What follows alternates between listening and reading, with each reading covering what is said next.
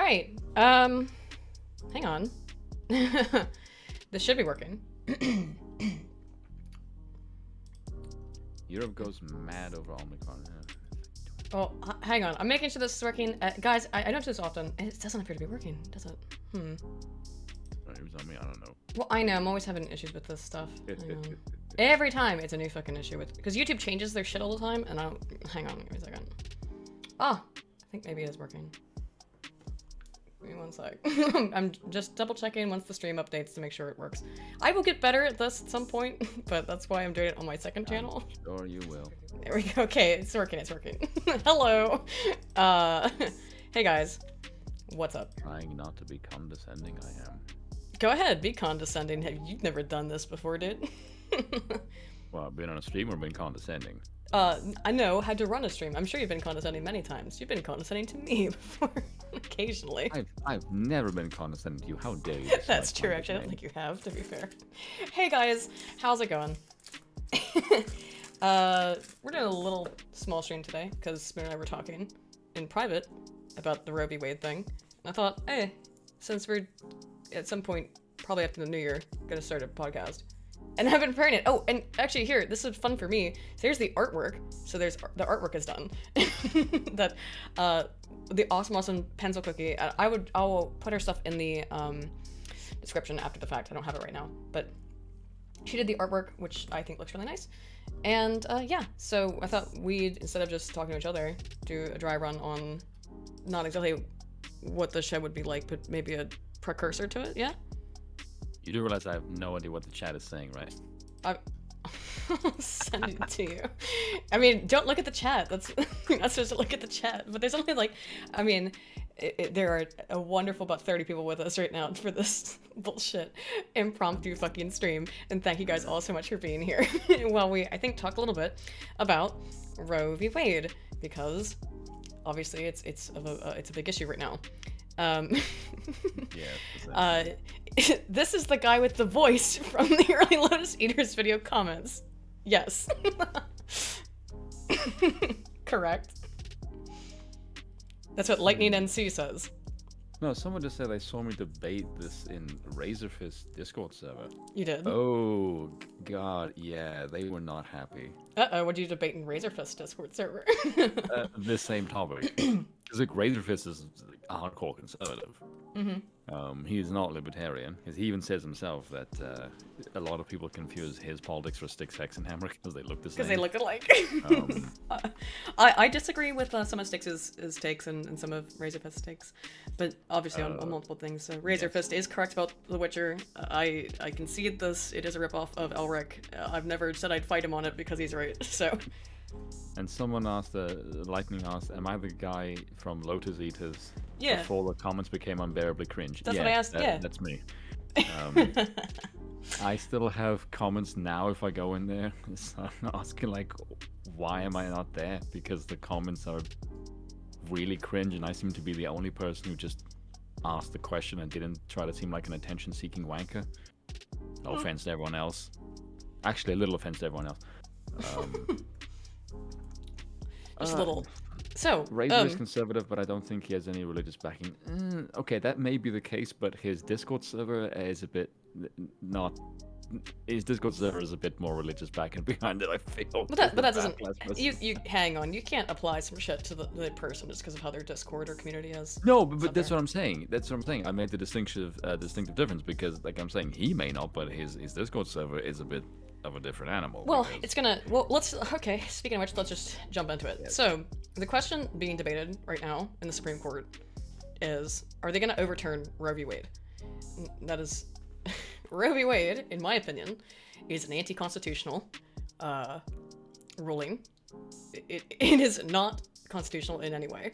And I can go over why I believe that's the case. We can also go over other issues that you and I have had regarding Roe v. Wade. And we do have a video that we were watching before on it that we can go back into watching it. But do you want to start out by laying out your position on Roe v. Wade? Well, I said I don't mind just letting the individual states choose it. Because you also put out a video today that was not super well received, comparatively to the way your videos are usually well received. Yes, because this is if you have a conservative leaning base, and then suddenly you come out as pro-choice, it tends to be not received very well by the conservative side. Who, no offense to the conservatives, but you cannot be pragmatic when it comes to this issue. You people are overwhelmingly just spastic leftoids. What do you mean by you people? When it comes to this. You conservatives. There you go. Yeah, okay, so I disagree, actually. I think that the issue isn't so much that coming out as pro-choice is the issue, it's the problem of coming out as seemingly pro-Roe v. Wade, because Roe v. Wade is not a constitutional agreement, I would say. I think that it has major issues. We could go over the legal issues that I have with it first, or we could go over just general moral issues. I think that the moral issues are kind of pointless, you know? I mean, they aren't pointless. It's worth having the moral discussion. But and again, if anybody here's watching, the 42 people here, wow, thank you. Listen to Ricada, because he knows the law far better, obviously, and he is streaming right now as well. But he's talking about the Taser Lady case. But he has been also talking about this. And Is that actually the name of her case? Taser Lady? yes, but that's what everyone, what's her name? Kim Potter.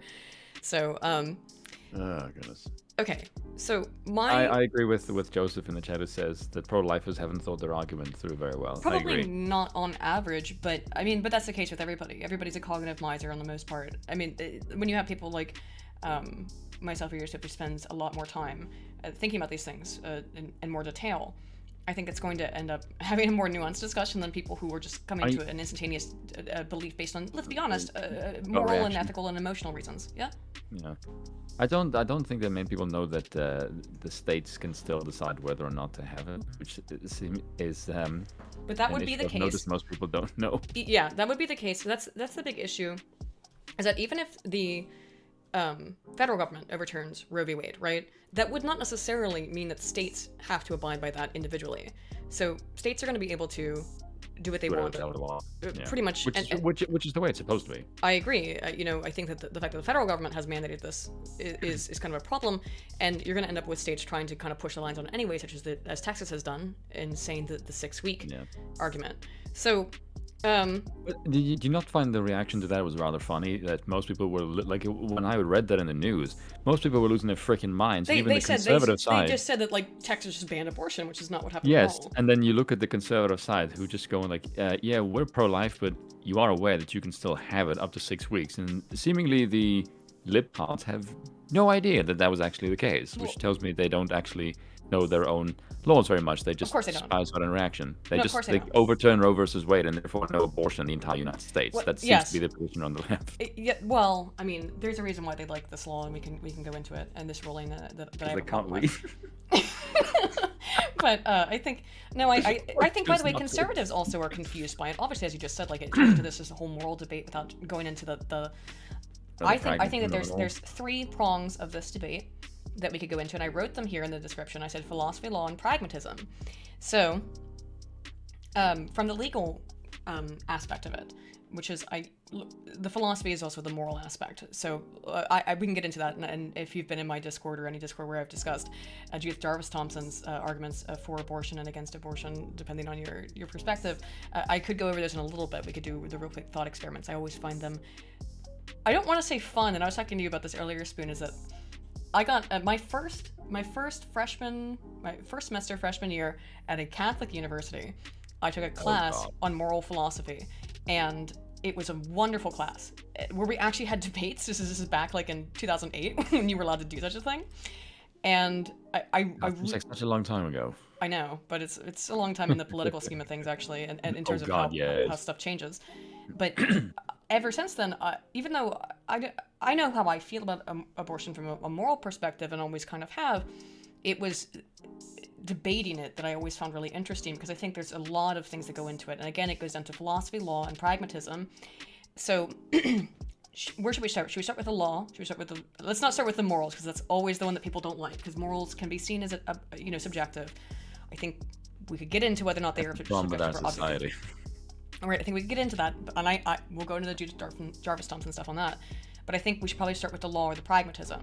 And I think what I would like to say first and foremost about the Roe v. Wade argument, because that's of course what the stream is called, is that Roe v. Wade is such a weird ruling in so many ways.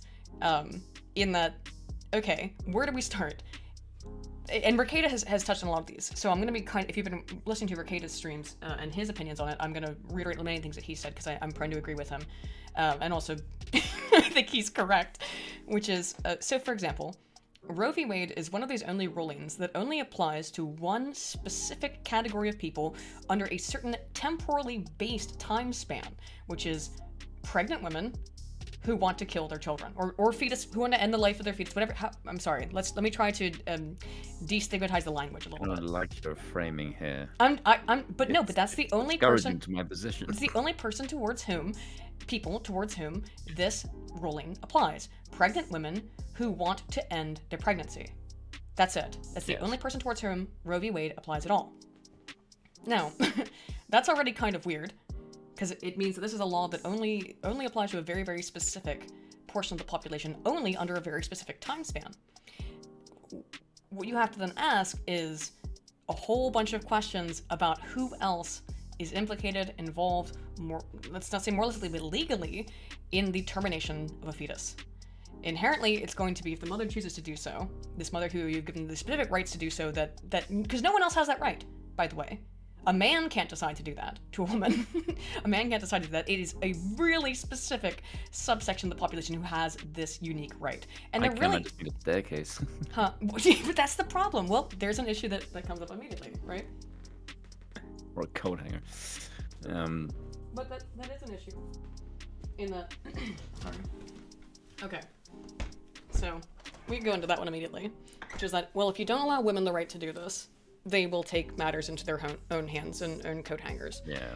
And so, for the well-being of people, I understand why abortion exists. And I will, as I said to you earlier, Sven, I will take up the old Democrat mantra, which they do not believe in anymore at all, which is the safe, legal, and rare, right? I agree with one of those, at least, I think. Oh, where'd I go? I was just putting on a cigarette. Let's see. So I guess we could say the safe, legal, and rare argument I would be more in favor of than the limitless abortion argument, which seems to be the Democrats and leftists' current sort of ask, which is not just a really big ask, but a really weird one, right? To me. I don't understand why they're asking for that. That seems to be not a good thing to ask. But the thing about Roe v. Wade is that right now it is a right that women have that is more well preserved and protected, even though it's not a good right, because it is, again, this thing that only applies to a very, very specific portion of the population, only under certain circumstances. That's bizarre. And then it also has been unchallenged to the degree that almost any other right has been. So, like, for example, 2A, there's all kinds of differences in gun laws across the United States, where some states have, very restrictive gun laws in terms of open carry or being able basically to have access to firearms at all, and what kind of firearms you can have access to. Wisconsin. What? Wisconsin. Right, sure. There's a whole bunch of states. And then the First Amendment also, hate speech, right? Hate speech is not considered free speech. But I'm saying that we have all of these provisions, sort of, for basically any other law besides Roe versus Wade. Even though it inherently is a weird law, whereas, First and Second Amendment apply to everybody, because your constitutional rights. But Roe v. Wade is one of these rights that, unlike 1A and 2A, infringes on potentially someone else's rights, depending on our definition, and it also applies, all those other ones only apply to rights that apply to you and exclusively, or me. I mean, not you, because you're fucking European, but so you don't have any rights, man. But 1A and 2A are my rights. It is my right for me to carry a gun. It is my right for me to have free speech. 2A is applying to other excuse me. Roe v. Wade is applying to other people, pretty much inherent. So for example, if you don't consider the fetus to be a person, even if it's not, then generally speaking, it's involving a doctor, right?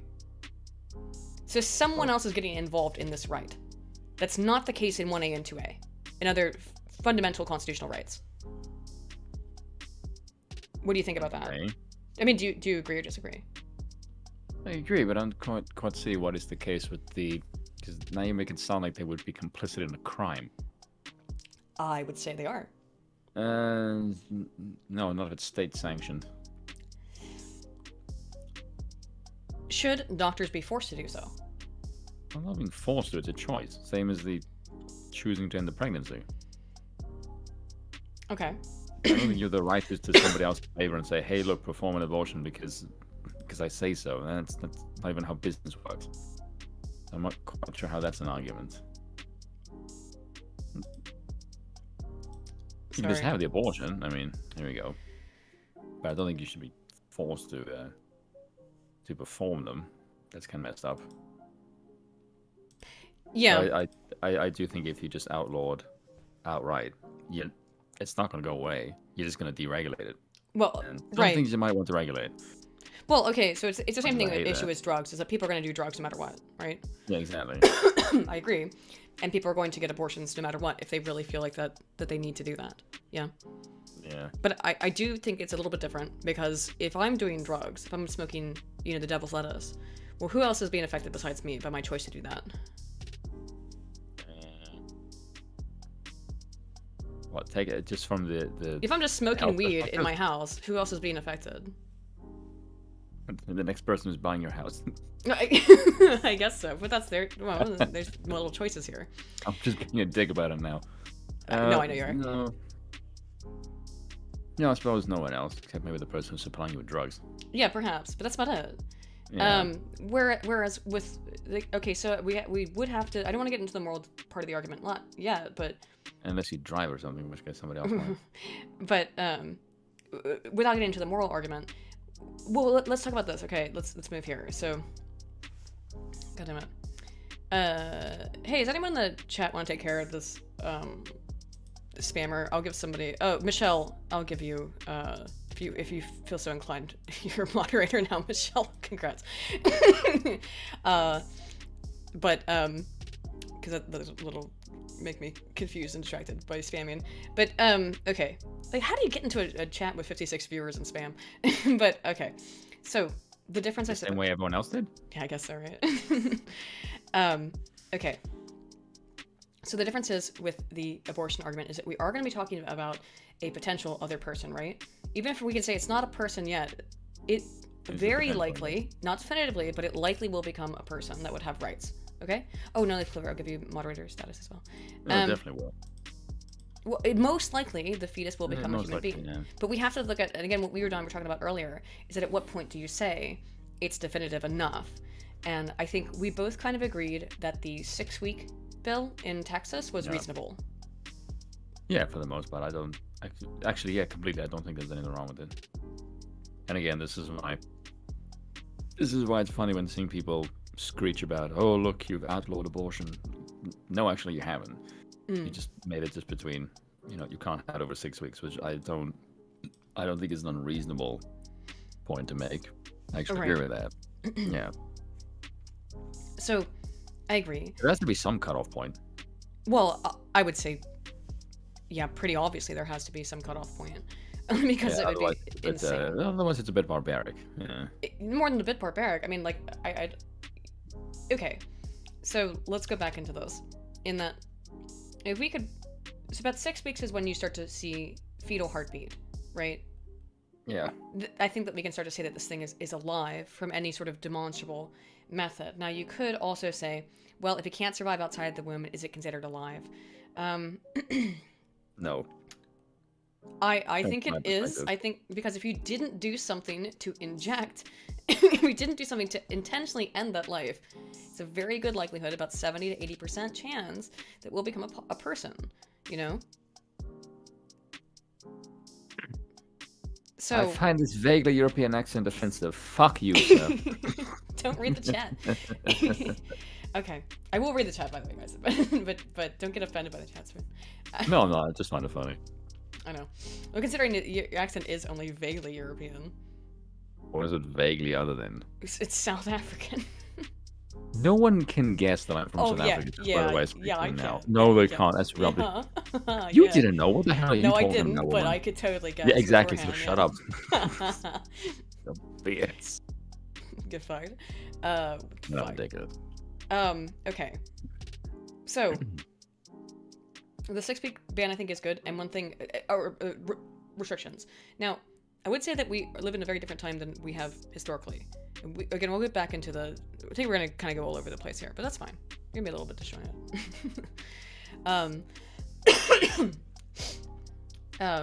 So many jokes I can make now. Huh?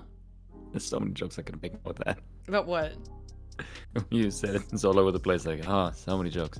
Well, go on. All right. Well, go ahead and make the joke if you feel no, so inclined. I'll make them on Discord. It's not worry. Oh, okay. So the 6-week thing that was in Texas. One thing that I found really kind of weird about that, which was that when I saw, you brought up earlier that it was basically reported as being Texas has banned abortion. Yeah, well, and that's not true. No, it's not true. And something that I want to make clear, because I think women, and particularly feminists, do this on purpose, where they obfuscate what that means. So, if you have had sex, unprotected sex, or protected sex, where, I don't know, you know that's happened, and therefore you know it's a possibility as a woman. Dependent, on what you're doing. If you're using birth control, highly unlikely. But if you're using barrier methods, slightly more likely. And if you're, fucking around, you have pretty good reason to believe that that's a possibility. Yep. 6 weeks, if we're taking the average, women ovulate about halfway through their menstrual cycle, which is like 2 weeks after between 1.5 to 2 weeks after your last period. So it actually is about 2 months after your last period that you would. That's where they start to put the cutoff point in Texas.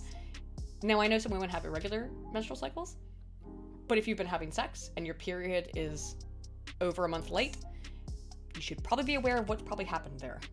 And Texas is giving you the ability to do so. Also, if in the cases of women who have been violated, for example, I am completely in favor of the Plan B or morning after pill, which prevents implantation. So. And can prevent ovulation depending on the type of the part of the cycle in which it's ingested. So I'm totally okay with that. And I think that maybe, I don't like it, but I think it's okay to have the kind of idea of up to 6 weeks, because there can be mitigating circumstances. But after that, I think you're talking about having a baby or something that's very likely to become a human being. And I don't see the legal, moral, or even pragmatic reason for saying that person should be terminated inherent because the woman chooses that she doesn't want to. But post 6 weeks? After 6 weeks, yeah. Okay, yeah. Yeah, I kind of agree. Wait a minute, then where's our disagreement that we were talking about for like an hour? No, I just thought about the 6 week thing. I could maybe make a case of, I didn't know, but even that's. But again, it's really 2 months. Argument I can think. It's really 2 months after your last period. So that's a fair bit. That's a bit of time to notice, that something's up, and you've engaged in sex. Notice. You have to know. I mean, maybe if you were, I guess you could say you got really fucking drunk. I'm feeling slightly off. Wait.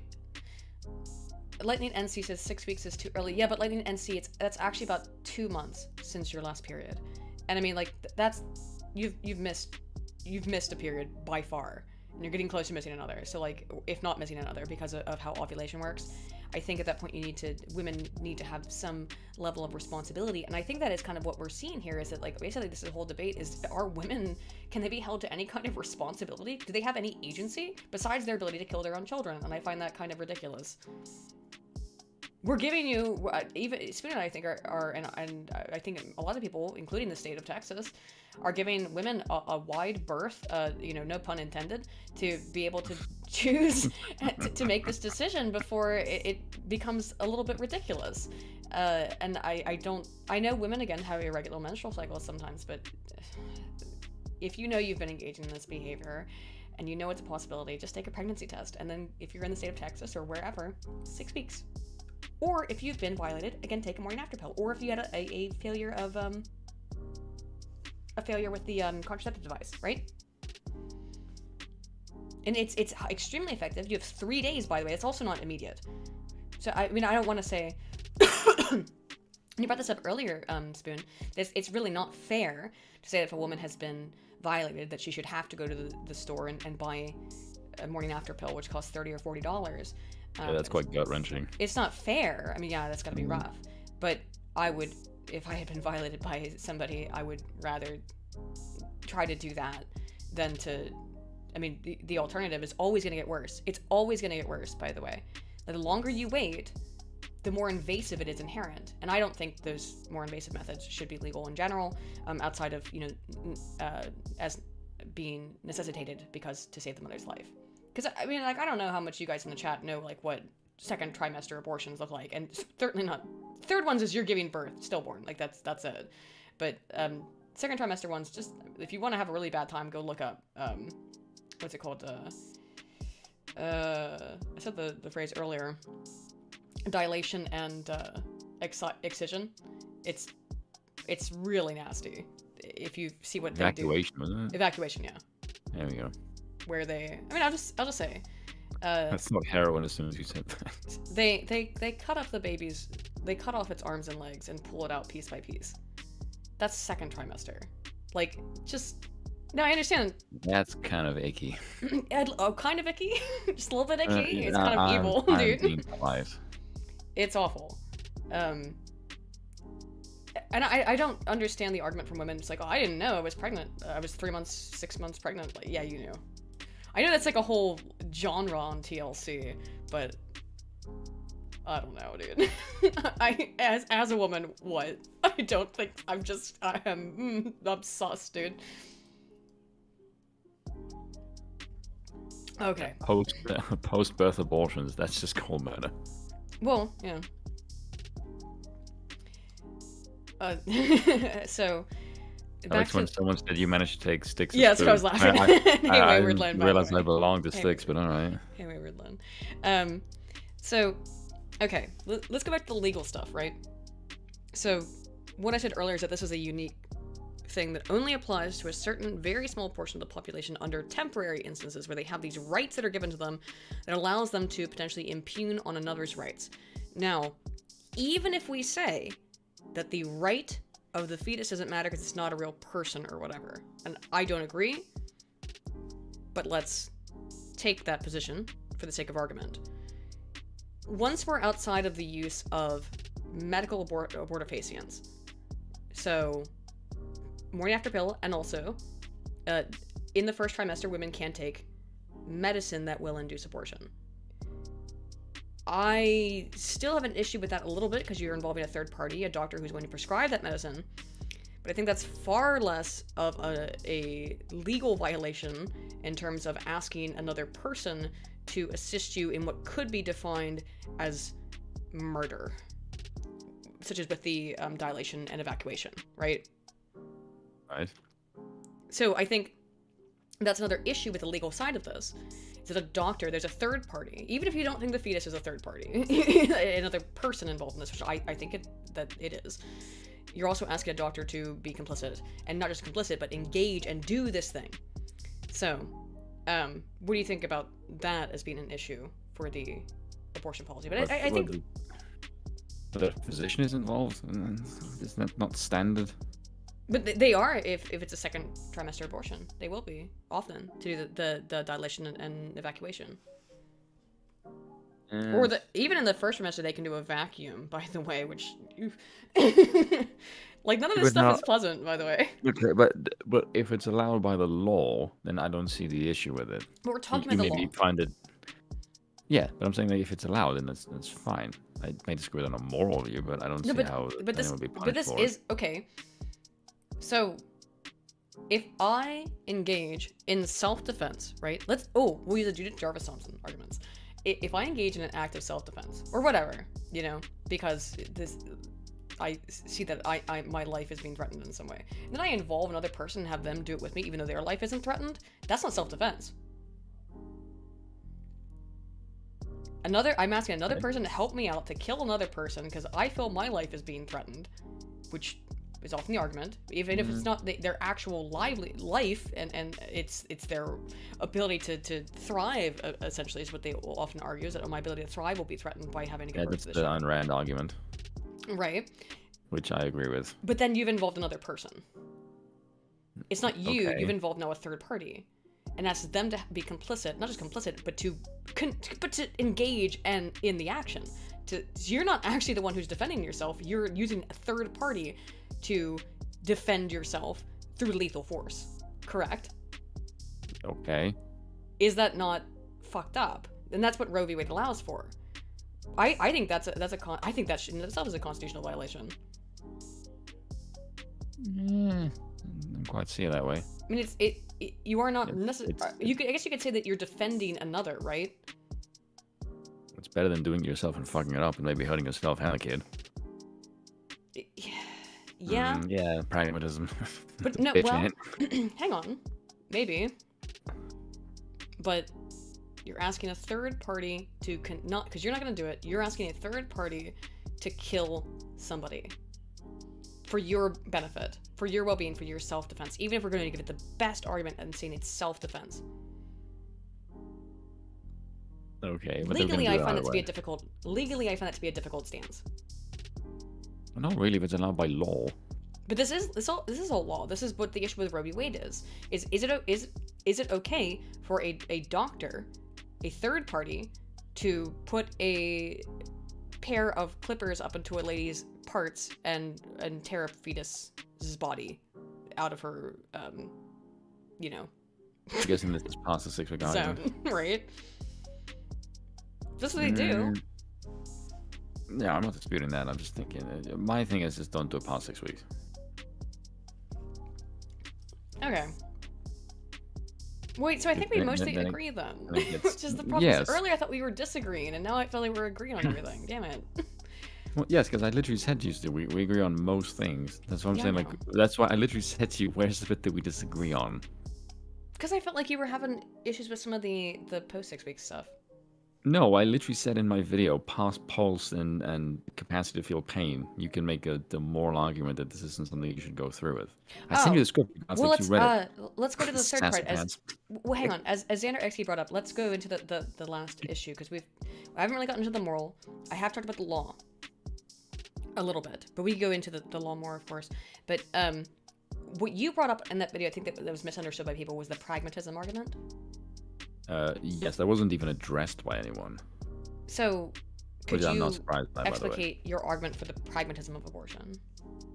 The pragmatism? Okay, yeah, so I said that if you were to take a look at the black community, for example, their single motherhood rate is sky high, like far higher than they're about 20% higher than the next group, which is Latinos, and about 50% higher than, I think more than 50% than whites. So, and they're 5 times the population than blacks, and considering it's like 3 times the abortion rate, like that may be a conversation you should have. So this is the Thomas Sowell argument of that there's no such thing as solutions, what you have are trade-offs. And if your trade-off is you are going to end abortion, and your main complaint about this particular community is that the single motherhood rate is too high, you are going to exacerbate that problem. You're not going to make it any better, because that's a cultural thing that you have to change. And that is a cultural thing that the main way that it got changed in the first place was through the sexual revolution in the 60s, and then the policies pushed by the Great Society programs of LBJ, and that's about 50 years ago. So if you think you're going to dismantle welfare and get this particular group of people to behave sexually responsible and take away abortion, like, good luck with that. That's not going to work in the short term or in the long term. You're banking on way too many things working together, and I don't see that. I don't see that working well. So that's my pragmatic argument: is if you take this away, you are going to make single motherhood worse. And I think what we, I agree somewhat, but I think we have, competing arguments, right? We talked about it with the various legislations that were brought about under LBJ, Libby Johnson, and various other progressives, if you want to use that word. I don't know if I call LBJ that, but whatever. Over the course evil of bastards, I would say. Sure, that have really made it beneficial for women to be single mothers. And it's not just LBJ. That has gotten more and more and more beneficial for women over the last 70 years, that single motherhood is not just a available strategy, but maybe a preferable strategy, because you get more money from the government than you would be from, let's say, a dad who's not super available. He's not, super, not a high earner. She ends up making more money by just living off of daddy government as the father of her children. So that's one issue. And then you have the opposite issue of a woman's not tied down, quote unquote. Again, I don't necessarily like that, but not tied down as much if she doesn't have the baby at all. So women are essentially faced with oppositional choices of, do I choose to let the government become the father of my child, or do I choose to abort and try to be more self-sufficient? And you're going to find different strategies that different women use under different circumstances. Women from more impoverished backgrounds are probably going to choose the daddy government thing, and it's going to create, by the way, a cyclical predisposition to be dependent on the government particularly in those kinds of environments. And it has so negatively fucking affected the Black community in both ways. Have negatively affected the Black community. You disagree with me on this, on my use of this terminology, but Margaret Sanger specifically and tactically put Planned Parenthoods in predominantly Black communities, and I do believe that what has happened, and if you let me get through this real quick, I do believe that what has happened over the last 70 years can only be described to the Black community as a function of abortion in the United States is a genocide, and I don't quite see it that way. I do see it that way, but genocide is not. I think genocide is imposed upon that. But I think we could disagree on. Yeah, argue semantics. Yeah. It's a semantical issue, but Black people have, and it's not just okay. So let's say it's not genocide. I think what we could maybe agree has happened as a result of abortion being so readily available in Black communities is that there's no place for the Black father, because why should he exist if he can be replaced so easily with the government? Yeah. Someone, Xander said that can't we just disincentivize being a single mom? That to me is the most pragmatic argument. Yeah. However, the reason why that is a difficult sell to make is because if you say we are going to gut welfare, the leftoids will spurk and tell you you're being racist. That's the fucking problem with that. Because the first natural thing is scale back welfare, and that would presumably solve the problem.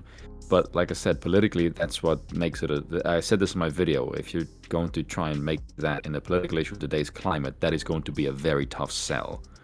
So it's not that it isn't the correct thing. I 100% agree that it is naturally the sane way to go. But to enact it on a political platform is very difficult, especially right now. I would imagine, hey, Republicans, you're going to get in the fucking House and Congress, or fucking House and Senate next year. Maybe the president involved, maybe not so much. But, if you can get a Republican president in 2024 and you have a massive advantage in the House and the Senate, this is something that you can fucking push because no one's going to stand in your way. And culturally, I think that would be a good way to push. You are trapped in the progressive Jenga tower. But if you can what Michelle push out the left, then you said can. as well, which I also agree with, is that I have the same issue that Michelle has about the modest proposal mindset a little bit. The pragmatic argument is the borderline the logical one. Yeah, I agree. Borders on the logic of a modest proposal. You agree with it though. So yeah, I don't like that. And that goes into moralistically, but and that is a moralistic basis. And I don't like the way that Roe v. Wade has been predominantly enforced in the United States. Which now again the question was, and who said this and brought up as a good question? It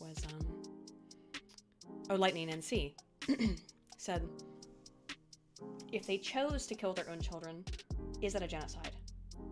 No, I guess not. I don't in the think same it is, no. way. Maybe we would technically define a genocide, but I'd say it's really borderlining on it. When I can say alcohol is the genocide of liver, then. Fucking cheers, mate. Bottoms up, but look, I think that the Black community has been overwhelmingly affected by this, and I think that it has been overwhelmingly affected by it intentionally. Adam, my main channel did not go down. Spoon and I are just shitposting tonight, so we're doing a dry run of whatever podcast we're eventually going to do. Yeah. So, Adam, this is just we're eventually going to discuss monarchies, and my job is going to be to convert Aiden to an absolute monarchy. And my job is going to say, hey, libertarianism, democracy still has some values, sort of. No, it doesn't. That's bullshit. Adam, whose mic is super quiet? Could you tell me? Because again, this is actually like mostly a one, it was impromptu, and two, it was I've not had this shit set up. So if Well, anybody, mine might be. Also, I can turn you up. Yours is not, by the way. Ooh. Oh, okay. Has everyone else had an okay time hearing? Because this was the first time I heard a volume problem, but sorry guys, we're just off the cuff. Oh, so while we're doing that, do you want to watch the video? Yeah, I suppose we can. Alright, let's do that. Okay. So, we got a video. The mic's in front of me. Alright, well, again, as The always... Randian position of abortion. Right. So, Spoon takes a Randian position on this. I'm not sure where my position lies. Again, I think that, I guess we should have started out this way, and I wanted to kind of, but we sort of didn't. Which is that my perspective on abortion is moralistically, it's wrong, unilaterally. But just because it's Spoon's now very loud. Yeah, I knew and this would happen as soon as I take like one little minor dial. But okay, okay. There you go. It's a bit like halfway now. I should be better. So my moralistic, ethical, legal, etc. perspective on abortion is that morally and ethically it's wrong. However, there are reasons for which there are mitigating factors in instances of rape, instances of abortion, instances obviously where the mother and child's life are going to be at severe risk. Okay, there's reasons why we would want to consider this as an option. The main reason I feel that it's morally, and I generally feel that it's wrong, but also we live in a world where, dude, you can take the morning after pill. You can, and in most places you can get an abortion up to 6 weeks. Where it's going to be a pill. It's a pill. It's not going to be dilation and evacuation. So, I think most people can kind of be okay with these sort of exceptions to the rule, and I and I'm okay with those existing. It's the way that the left doesn't seem to be okay with anything that goes outside of, I can have an abortion 3 days before I give birth. And I know I'm being, by the way, guys, I know that I'm being facetious and I'm being extreme there, but there are instances where that kind of shit happens. And again, those are insane, weird, bizarre outliers. I admit that. But yeah. But when you open, and I'm not saying it's a slippery slope, but when you open the door, why would you open the door? For something that we're in, this is not about like opening the door towards drug law or something, which I don't give a damn about. This is talking about the life of another person. It violates the NAP. You are violating someone else's personal right to life, liberty, and pursuit, particularly after viability. After viability, there's no argument. So is the state, by the way, by disallowing this. What? So is the state, by the way, by disallowing it. It depends. In my opinion. No, this does not depend in my opinion. You are very much. What are you? What life, liberty, or pursuit are you? Is the state disallowing by saying to a woman who is pregnant that she, should not be able to just kill it after 6 weeks? Well, because the child is a tremendous responsibility and will impact her life. She's not being forced by the state to take care of that child, is she? No, but you are telling that you can't abort it. Because it's a life that, well, okay, so... This is like me now, the potential life. It's, this is not potential life, okay. So, yes, okay, hang on. Okay. No, I know, I agree with you, so I'm trying to get into the weeds, man. At what point would you consider it a fundamental violation of the fetus's rights to life, liberty, and pursuit? Past 6 weeks. Past the capacity to feel pain and has a pulse. Well, fetal viability is like 20. No, but you asked me for a position, and that's my position. Okay, I agree. Yes. So, would we say, and this is the question about the NAP, for people who don't know, the non-aggression principle, which is don't fuck with other people, right? Like don't it's aggress Aiden's on gold others. standard for everything. Yes, it's the gold standard for everything. So, so let's say. That's a good question, actually. On the common law, when does personhood start? Yeah, it is a good question because, yeah. Okay. I actually don't know off the top of my head. Well, I could go into the Judith Jarvis Thomson arguments about, and there's another argument about personhood, but the alien creature question that all define what is personhood versus, because we know that the fetus is human. It is human end stop genetically, but whether or not it's a person is a question that we can debate based on fetal development. That being said, so if you and I are saying like, well, you know, after 6 weeks, probably not a good idea, but the alternative argument could be made that like, well, it takes about 20 weeks for a fetus to be, now there's been outliers, and that and technology for that is getting better and better and better all the time. But let's say 20 weeks which is about halfway through a pregnancy, is when a fetus is able to be independent outside the womb. So what's the more important number there? Is it 6 weeks, which seems a little bit arbitrary, or is it 20 weeks when you would have the ability for the fetus to develop outside the womb? 6 weeks, I think. I agree, but I need a good argument for it, and I'm trying to think of one as well. You want to steel man it, basically? Yeah, I'm trying to steel man it. That's the whole point. I'm trying to steel man why you can wait up to 20 weeks. Because I don't think you have good reasons of like, whoops, I forgot at that point. I find that's a really weak sauce argument. No. Yeah, I'm trying to see like I think 6 weeks is plenty. Well, based on the reality of a woman's reproductive system, women want to lie about this all the time and be like, I totally couldn't tell for 6 weeks. You didn't give me any time. Yeah, you knew. Unless there's something really weird going on, girl, but like, come on, you know. Just saying.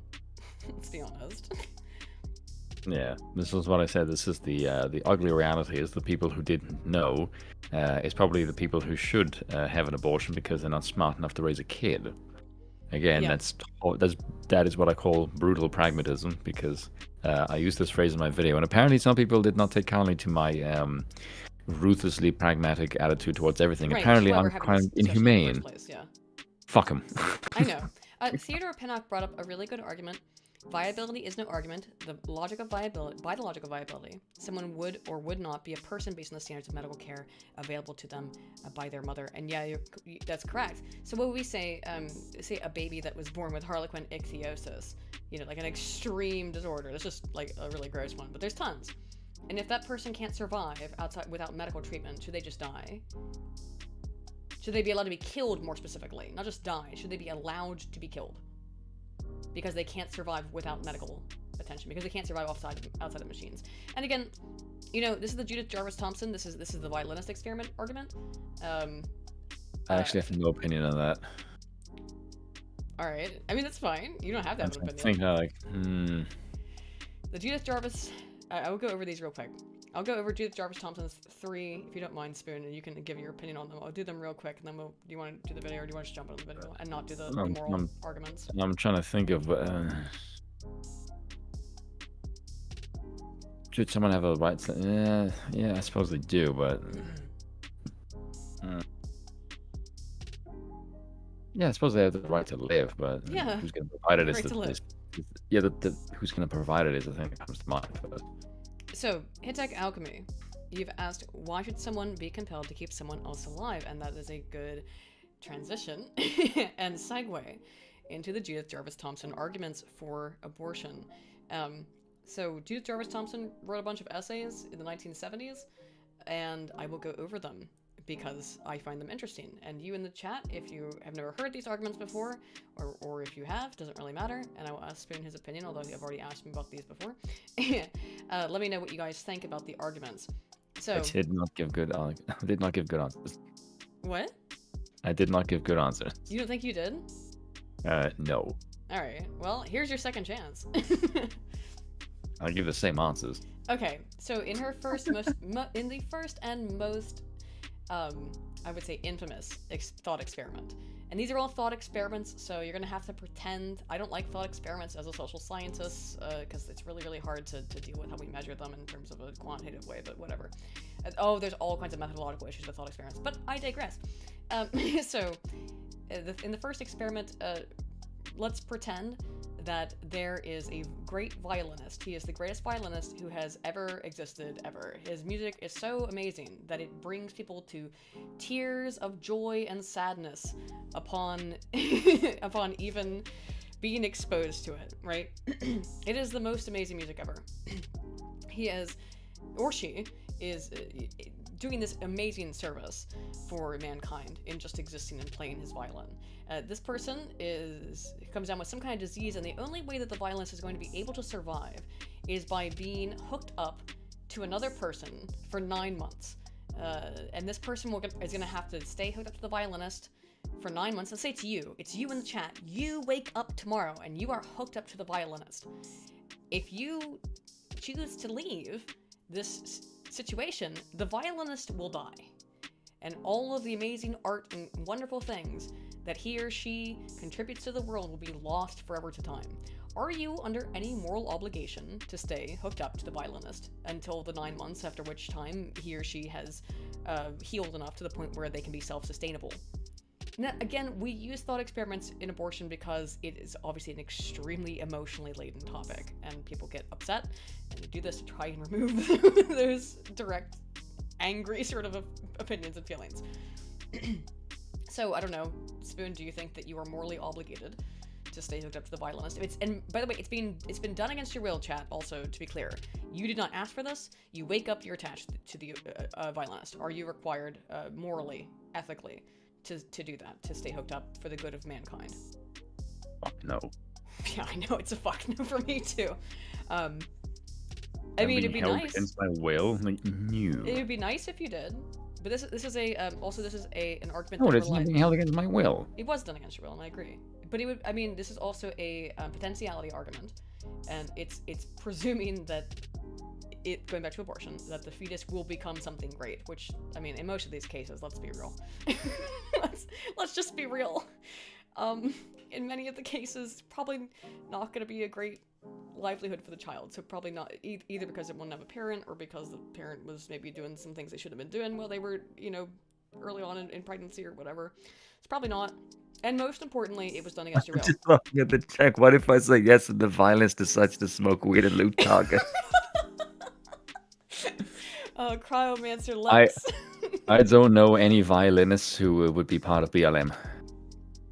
Or even know what a violin is. Just to be clear, most people disagree with this argument nowadays, because this is an argument for having to carry a child that was a product of rape. Okay, we took it out of the concrete, made it abstract. Well, when you say it like that, it sounds a lot more contentious. But that would be the case. You're taken against your will and hooked up with somebody. Even in the best scenario, thinking that person is incredibly going to be a wonderful thing to human society. Even under that instance, but if you read the chat right now. Right. Yes. Yeah, that it's like marketing becomes a precisely. But you guys in the chat, you're all coming. You come to the same conclusion most people do with the violence experiments. Like, nah, that's. I'm just laughing. I maybe at one point when this came out in the 70s, there were some people who might have thought that this was a little bit more compelling, but I think everybody now kind of agrees the violence experiment, shit. Not good. Yeah, not a good one. Okay. So, let's move on. We'll move down Judith Jarvis Thomson's arguments. The next one is the case of the expanding baby, right? So. Oh, I remember this. Yeah, you've heard them before. So the next one is, assume that you're living in your house. You wake up one morning. And hang on. There's a stipulation to this. You have chosen to have a baby, or to have a baby in your house, like you're maybe watching it or minding it or whatever, but you've chosen to have this baby in your house, okay? This was a conscious decision to have this baby in your house. You wake up one morning, and you find that the baby is growing exponentially larger. Like, I'm not talking about like maybe an inch. I'm talking about like by feet. This baby is getting larger and larger, like massively, and it's gonna kill you at some point because it's gonna get so big it's gonna destroy your house. It's a giant fucking baby. Are you morally in the right to kill it before it kills you? This is a self-defense question, by the way, but that's the basic premise of the argument. If the baby is gonna get like so huge it's gonna destroy your house, are you allowed to kill it before it blows up your house with its massive size? Yeah, Ryla Robbie, the baby from Spirited Away. I don't know, Spoon, what's your answer to the expanding baby question? Self-preservation is always going to kick in, so yeah. Right. So, okay. Most people also agree that is, of course, an example of if the fetus or baby would kill the mother. Is that morally okay? And I think generally morally okay. What's the point? Hitek, that's it. Is it okay? Is it morally okay to say if the baby is going to threaten your livelihood and life? Is it okay if you end its life? Yes, Snowy Clover, it is a terrible argument for abortion, but we have to go through the shittier ones to get to the better ones, okay?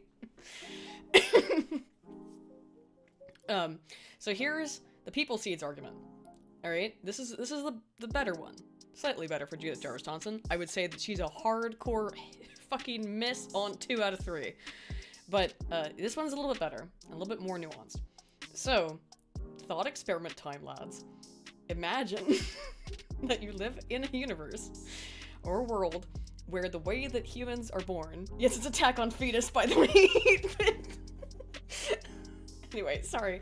So imagine that you live in a universe where the way that humans are born, the way that we procreate, is when you open your window and people seeds fly in through the window on the wind, and they land in the soft, comfortable carpet in your house. And once they've landed in your soft, comfortable carpet, they might die, but usually it will grow to be a person, and you're kind of responsible for taking care of it, or you could give it up. I mean, same way that you would in the real world. So, you might say, well, you don't have to open your window, do you? If you just don't open your window, there's no way the people seeds can come into your window and land in your carpet. Except, it's really hot. It is extremely hot, and you're struggling and suffering because of how incredibly hot it is. So, you then say, okay, well, I need to open my window. It's unreasonable to ask me to not open my window because it's so hot outside.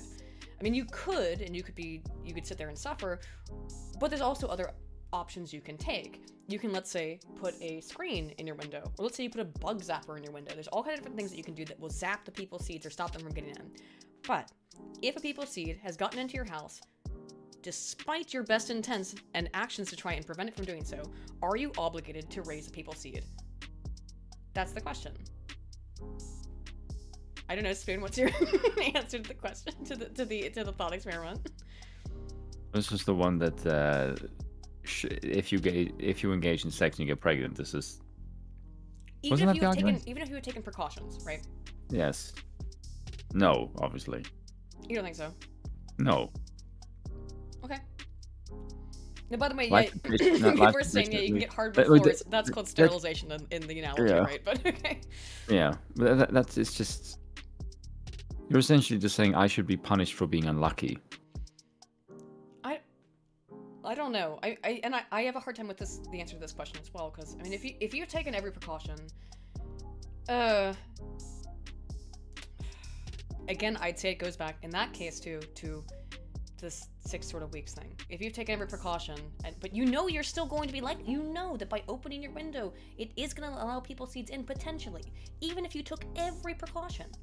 If people seeds get in, then maybe take care of it before it, becomes a people. You know what I mean? I like Theodore Pinnock's argument is that people with self-control are entirely capable of not giving into their base desires. Precisely. You have to, yes, but here's the thing: most people don't have that self-control. That's the fucking problem. But that's what this argument is saying, is that most people don't have the ability to say no to sex ever. Yeah.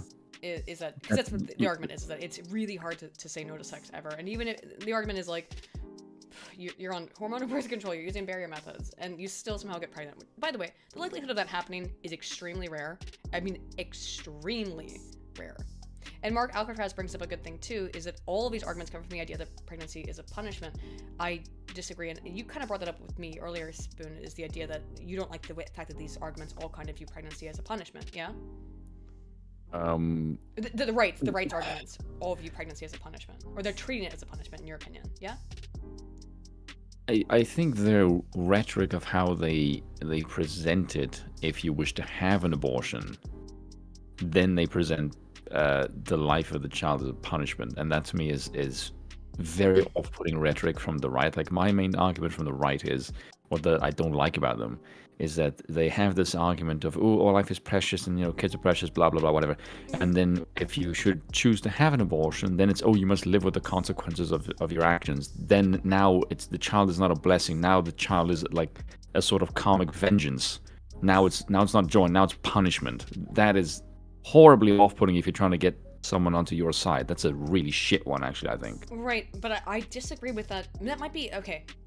Might be the way that I'm the right I'm comes speaking off. from like as a method of convincing someone to be pro-choice. I think that is a really Yeah, shit way it's of really convincing bad. someone you're pro-choice. I agree that's really bad, but the reality is that pregnancy is a consequence of sex.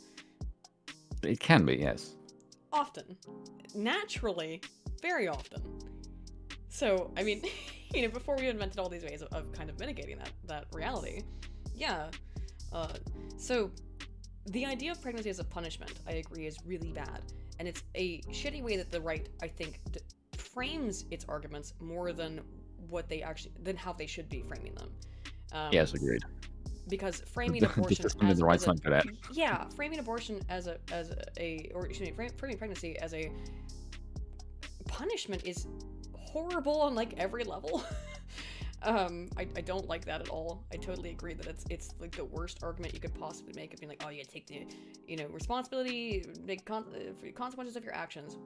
Now I kind of agree, but it's not because it should be a punishment.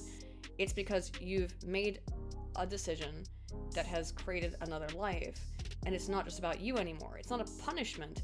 It's that now we're talking about another life, another person whose rights can be violated. That's my opinion on it. Is that we're not talking about a third party whose rights can be violated, and I don't want to see the third party's rights be violated. Again, I think we could make an agreement that pre 6 weeks, it's all right. I don't like it, by the way. I still don't like it. I still find it maybe morally sus, personally, but I'm okay with it. Agreed. But I'm okay with saying we can come to a reasonable agreement there. However, I just don't like the idea that the right views it as a punishment as well. I find that really fucked up, and it's the right's problem in framing, as they have with everything. The right often has a hard time framing things in ways that other people find palatable, and I think doing it that way, and I don't even know if they're doing it on purpose, because I think they just suck at it. of being like, no, it's not that it's a punishment for you because you did the naughty. I think it's more that I mean, that's how but that is the problem in their framing. It is a Like your phrasing is funny. What? I just like your phrasing is funny. Lauren literally says the left frames pregnancy as a punishment and seek abortion as their refuge. Yeah. No, I disagree with that. You really? You don't agree? No, I think they frame unwanted pregnancy as a punishment, but if I think in the case of a black woman, it's certainly not phrased as a fucking punishment. But them it's seen as a cash cow. Yeah, so I don't think that's the left argument. No, she's saying that Lauren literally says left frames pregnancy as a punishment and abortion is how I don't think they do. Punishment. Yeah? No, I don't think they do. I think they do. I think that like, oh, I'm being unfairly punished. I'm being this would go into it, right? Is that we know that, and we know this statistically, that the left is more prone towards something called perpetual victimhood orientation, or PIVO. I think maybe when a more left-leaning person becomes pregnant, they would see themselves as the victim in that instance, and see the abortion as a way of restorative justice, right? That logic, they would see sex as a crime. Yes, but it's all dependent on it's all dependent, right? But something that's endemic amongst Actually, the left. to be honest, now that I think about it, leftists having sex is a fucking crime. Maybe I should take that back. But hang on, but that's an interesting argument, though. I think is that like considering that we know that there's this endemic nature within the left to see themselves as victims, again, perpetual victimhood orientation. When a left-leaning woman, or woman intensely left-leaning, becomes pregnant, she probably, even by her own choice, she has chosen not to. Let's give the even like worst case scenario, because I think this rarely happens, and let's not be like crazy, 1990s tier fucking. I'm not trying to be Christian conservatives, but even if I am a Christian, oh God. But you know what I mean, like not like satanic panic type shit, but like yes. But even 80s. Let's say this woman gets pregnant and she's not using proper protection, because why would she? Because she knows that she has the capacity to do such a thing. Which why would you? I guess on some level, and I don't want to bring out again. We all know there are horrible examples of this. I don't know if you've seen them soon, but the women who are like #shout my abortion, #so happy to get my abortion. But they're just. I know it's aberrations. I don't want to actually like. That's this close to saying cringy. Yeah, that word. I don't want to bring too much attention to those kind of people, because I think they're insane, and I think that that's an attention-seeking thing, which is evil. But It is I'm kind of also evil. Why thankful do we because I allow don't it to want them. I happen? don't want those people to be fucking mothers either. Actually. No, I do not want them to be mothers, but I also that behavior couldn't exist if we didn't allow it to exist. I think I've gotten off topic here, but I I find think it, they would still try it from a different perspective. it's really cringe and awful, and I hate it. Crown Answer Lex, let me give you, and let me put in the description Spoon's channel, by the way, because it's not. Yeah. I didn't put it in yet, Spoon. I'm sorry, because I did this really quickly. No, that's fine. No, I did it. Yeah, no, I did it intentionally to fuck with you. Even No, you though didn't. I'm literally trying to like promote your channel all the time. No, I did a short video on it today where Yeah, I you did. basically That's why we're laid talking out. about it here. Yeah. So here's the link in the chat. And then Your future path as a female. I chose the Ayn Rand view because of all the positions that I've read on abortion, Ayn Rand was by far the one that made the most sense to me. Which was that the capping abortion violates a woman's right to choose her future, because the child is a responsibility that should not be undertaken lightly. I fundamentally disagree, just because a woman can choose to give up her child if she wants to, and has been for like many hundreds of years, pretty much. So I disagree. But you're still birthing the child, and the child still exists. Yeah, but then it's outside of you don't have to care anymore, do you? It's still your kid. It's still your offspring somewhere in the world. But you don't have any. You're not required to do anything about it. So why care? But the state's still telling you to birth under some penalty, and maybe you don't want to. It's telling you need to birth this. It's limiting an option. Maybe historically, but currently, under what penalty? Yeah, you have so many. If you're moving opportunities. now. But I'm saying right now, you have so many opportunities to end. You could end it before it even starts. You can take, you can take birth control. You can do the morning after pill. You can get an abortion even in Texas up to 6 weeks. That's a lot of things. But that's fine. We're not arguing. If you live in Texas, and you fucked up, somehow, then go drive to New Hampshire or whatever, where they let you suck it out when you're in your fucking third trimester or whatever, Just saying. You have a lot of options in the United States. And I think that if you make it state-based, well... I'm just wondering what Xander said. If abortion be allowed, make it so they have to pay. Do you mean that they have to pay financially for the abortion services? Because yes. But my main two arguments for abortion is for the one I just mentioned, and I have a strictly libertarian view of it, which is do not fucking subsidize it by the state. That's absurd. I actually said you should make it a pay-as-you-go service. I know this sounds kind of crass, I but think Spoon and I both agree that all taxation is theft, so I think that, that's going to be... Or most taxation is theft, at least. So, we probably have a more unified opinion on the state paying for anything, right? Oh, wait, whoa, are we gonna have a fucking taxation is theft disagreement here on abortion? Of all things? No, I literally just said you shouldn't... Yeah, stop making the bill of taxpayers. Yes, no, my main argument was don't... The main thing is incentive. And the incentive is gut fucking welfare. My main two incentives for this is gut fucking welfare and don't make the state subsidize abortion, because that's insane. Well, of course. I mean, yes. Well, okay, I don't, there are weird people on the conservative side of things who will say, women do this intentionally for attention and stuff like that. I'll pay for their sterilization, not their abortion. Jesus Christ. By the way, okay. No, hang on. I kind of agree with that, by the way. What? In terms of, so taxation is theft. I agree. Taxation is theft. But if I have the choice of what I would like to pay for as a taxation, what I would like to pay for within society, which I think is how, if there are going to be taxes, it should be voluntarism. It should be voluntary. So if I'm going to choose what taxes I want to pay for, I'd be far more likely to choose. Okay. Okay, I see what you mean now. Pay for sterilization than abortion. Yeah. Because if you're a woman who says look. This is going to destroy my white empire. What? No, but it. Whoa, wait. What do you mean by this? Hang on a second. What? No, don't worry. I'm just trolling. Don't worry. All right. No, fuck off. I you already know feelings about just that. saying, I'd be much if okay. So if you're a woman who wants to, I'm sorry, if you don't want to have children, or you like, I'd much rather pay for you to be sterilized than to have abortions. Just saying. If you know you don't want to, I'd rather pay for you. If I'm going to pay for anything, like if I can choose what taxes I want to pay for, and I think that the taxation should be voluntarism. In which case, if I can volunteer for which taxes I want to pay for, I'd much rather pay for a sterilization rather than an abortion tax. Yeah. Yeah, I actually agree with that. Again, because much of that is a moral position, because I think abortions.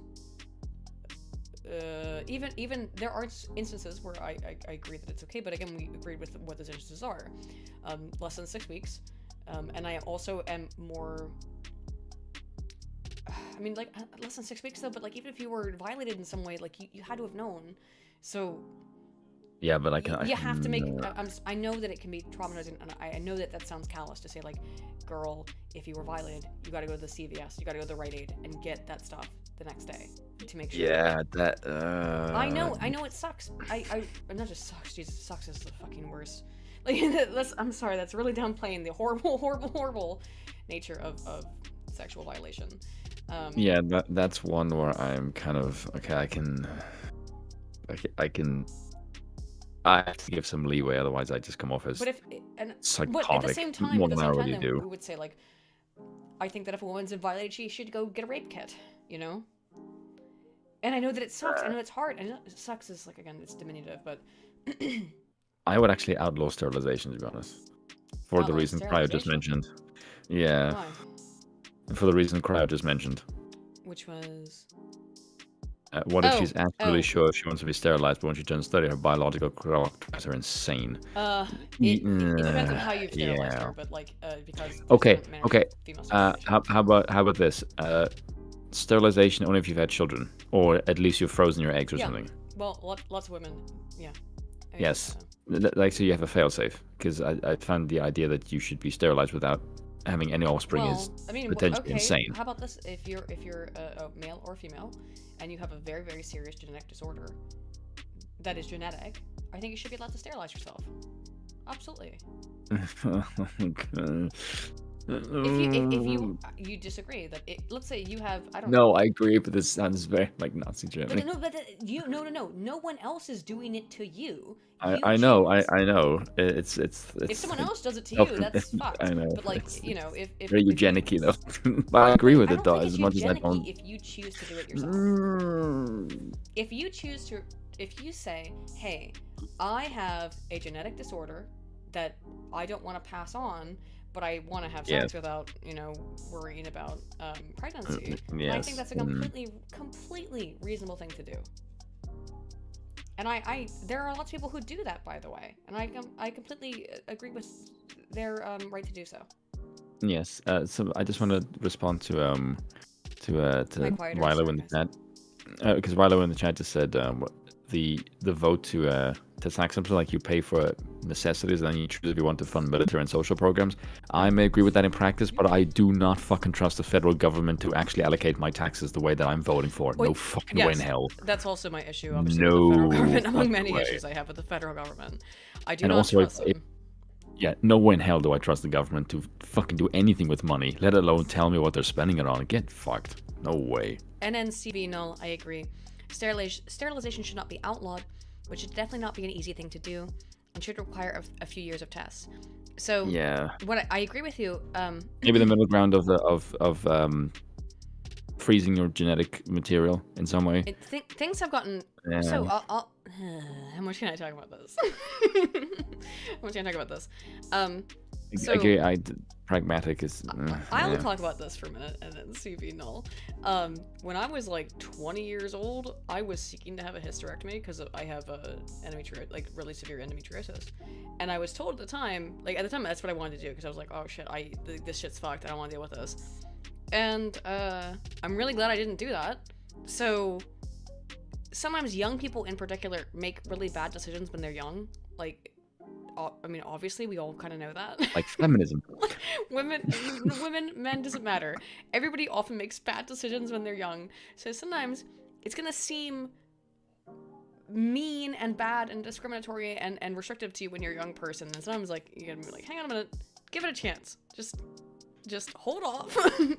Wait till you're not 20 anymore, you know? In which case these things might mean something different for you. So, and particularly with reproductive stuff, which is what makes this whole situation incredibly complicated and weird and bizarre, right?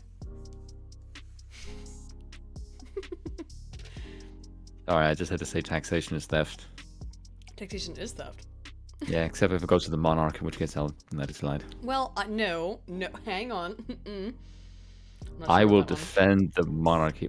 You need to have some defense. Well, of course you need some taxation within the monarch, but within Yes. the monarchy. But I think that But it's less in the monarchy. I think I think it can still be voluntary. I think you can have a voluntarist monarchist system. I don't think the king would be very happy with that, though. Yeah. I think you can still have a voluntarist monarchist system. I called it minarcho-monarchy, but minarcho-monarchy. Okay. Here's a random question for you. As far as that goes, do you think that giving beyond what you can give in taxation is better gifted to the state, or do you think that it's better given to the private market based on whatever you wish to? Oh, the private market every day. There we go. Day. Thank you. Every goddamn I knew I day could. gets better. I knew I could get you to win with that one. Sorry, guys, we accidentally got off All into another whatever thing. the actual. I could be 1/3. Sorry, guys. If You're actually quite loud. To be fair, I don't know how loud I am though. So. well, that's why I'm. Look, again, while we're doing a dry run, so I can deal with. Also. Wet issues, ironic. Huh? Yeah, with. But to deal with this kind of stuff, because this is a. Yeah. This is a precursor, right? Sort of. Yes, because both Aiden and myself are autistic monarchs because we think democracy is awful. I don't think democracy is awful inherent. I think democracy has failed, and I don't like the fact that it's failed because I wish it wouldn't. I wish democracy worked, but things are not. And it's not just now. Like, I think that people will hear me say that and they're like, "Oh, you're just mad because Trump lost." Like, no, dude. No, I was feeling this way when Trump won, dude. So, these are issues that I've had for a long time. But going back into the Roe v. Wade debate, so we don't get too far off topic before we close out. Oh, let's watch the video. Like, oh, monarchies are a Let's good watch the idea. video. Let's watch the video. Yeah? All right, yeah. Okay. Hang on, switch. Because I actually haven't heard this argument, but I know it's rather. I'm quite confused because the conservatives will tend to agree with objectivists on most things, but on this one is the one issue that even the Yaron gets shit over because his position. Yeah. So we're gonna watch this video, which is, where did my thingy go? Oh, over here. Abortion and birth control, objective morality discussion. I will try not to pause literally every 5 seconds, but I'm sorry. It is completely right, by the way. The problem with democracy is that it's not really democratic. Yeah, it's not, but absolutely. Yes. My voice is deeper and bassier, so it's overpowering. Yeah, I'm sorry about that. I can't really do anything. It's gonna always be just my voice. Look, it's always gonna be an issue of trying to because I can be shrill and feminine, so it's gonna be like. And I will drown you out in low bass. All right, so we're gonna have to fucking always fuck around with this in the audio levels of what works. So let's go with abortion and birth control, objective morality discussion, and this is Yaron Brooks, and who was the other guy? Oh, actually, I don't know what his name is. Let's see. Christian Jackson. Oh, Lauren literally come back on Honey Badger Radio. Yeah, anytime. I love Honey Badgers, obviously. Anytime that they want me to come on. Onkar Gate is the guy's name. Okay. What's his name again? Sorry? What? Onkar Gate. It's on the video. Oh, I can't see it though in just the title. Okay, but whatever. So how does this view of right then connect to the issue of abortion? Why is it that a fetus doesn't have rights? I think before we turn to that question, we should get another issue on the table, but particularly if we're going to get the objectivist approach here, and it relates to the pursuit of happiness, because there's a way in which all the discussions of abortion are, we want to either prevent it, outlaw it, or regulate it almost out of existence. And it's like that's taken as that's the moral position, and now defend why you should be able to abort in this context or this section, and it's, oh well, the life of the mother is threatened or it was rape, and so, and but those are important issues, by the way, right? Yeah. Those I'm aren't. disagreeing with that though. I think that also there is an inherent moral issue that exists beneath those.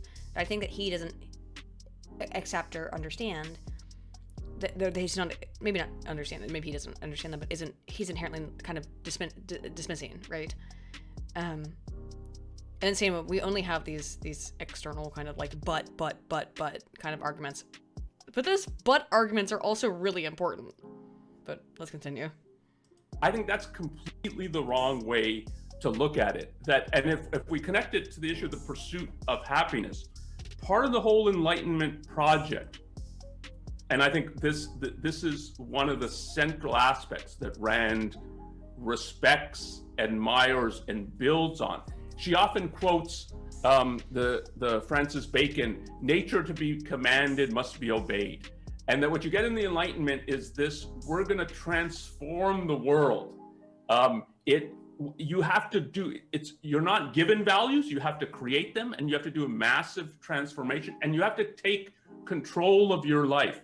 And it's easy to think in the 21st century that human beings always had control over the realms of sex and procreation. Yeah. And well, I understand where he's coming from with that, but I don't know who believes that. You know what I mean? Like, who believes that humans always had control over sex and procreation? I think actually anyone who's being reasonable knows that this is all very new. This is all within the last 60 to 70 years that we've really had the capacity to make this kind of control. Because hormonal birth control is 70 years old, you know, in terms of... You mean in the medical argument, in the sense of personal volition? Yeah. The capacity for humans to make... well, women in particular, to have access to hormonal birth control is 70 years old. What the fuck? Alright. I don't see how the Enlightenment is satanic. That's rubbish. Yeah, I don't get that either. That's bizarre. Yeah, no. I mean, if you know anything about history, it is just not true. It's a massive achievement. I think one of the greatest inventions in the 20th century is birth control more widely, and the pill more specifically. Dude, sorry, I knew we were gonna get to this, but should I explain this real quick? Why birth control is a horrible thing. Why, now, if you guys have never, if anyone here for some reason is not familiar with my work, I have worked very extensively at understanding and explicating why birth control is one of the worst things that's ever happened to modern society. Now, what it does is it creates an issue with major histocompatibility complex. Excuse me, major histocompatibility complex. Don't talk too fast, Aiden. Just slow the fuck down. So, major histocompatibility complex is a tendency for people to seek out other people who are maximally distinct from themselves within a certain paradigm, who are going to be really good at producing children that have a large variety and best immune system. That's what a major histocompatibility complex is. Women who are taking hormonal birth control are more attracted to men who are low in their major histocompatibility complex. That is, they select men that would be really bad fathers for their children, essentially, in terms of genetic predispositions. It actually gets weirder than that, though, in that women who are taking hormonal birth control will be less attractive to men as well. So you end up with women who are seen as, because women who are ovulating are seen as more attractive to men when they're exposed to them. When you have women who are taking hormonal birth control, they are seen as less attractive physically when they're in physical proximity to a man. It also means that women will select men to be generally the fathers of their children, because once they've married this man or engaged in a long-term relationship with them and they wanted to have children, they go off birth control. What ends up happening, they go off birth control, and all of a sudden they realize they wake up the next day to a man that they fundamentally biologically are not attracted to, because he does not match their major histocompatibility complex. So you end up, well, what explains the massive divorce rates? I mean, there's a lot of things. Feminism for sure does.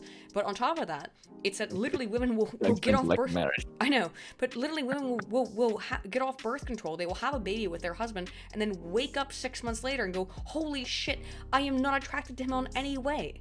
In no way am I attracted to him. I'm not attracted to the father of my own child because of this weird birth control effect.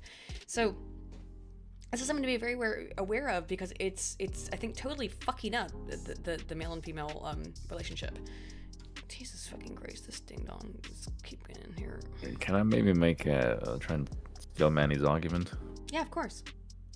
I think he is coming from the perspective of women cannot engage in sex for pleasure without the risk of pregnancy in the way that men can, and it is a boon to females to experience sex in the same, I don't want to say reckless way, but in a sort of free way that men can. I think that is the point of his argument, because Ayn Rand's philosophy is one of pleasure.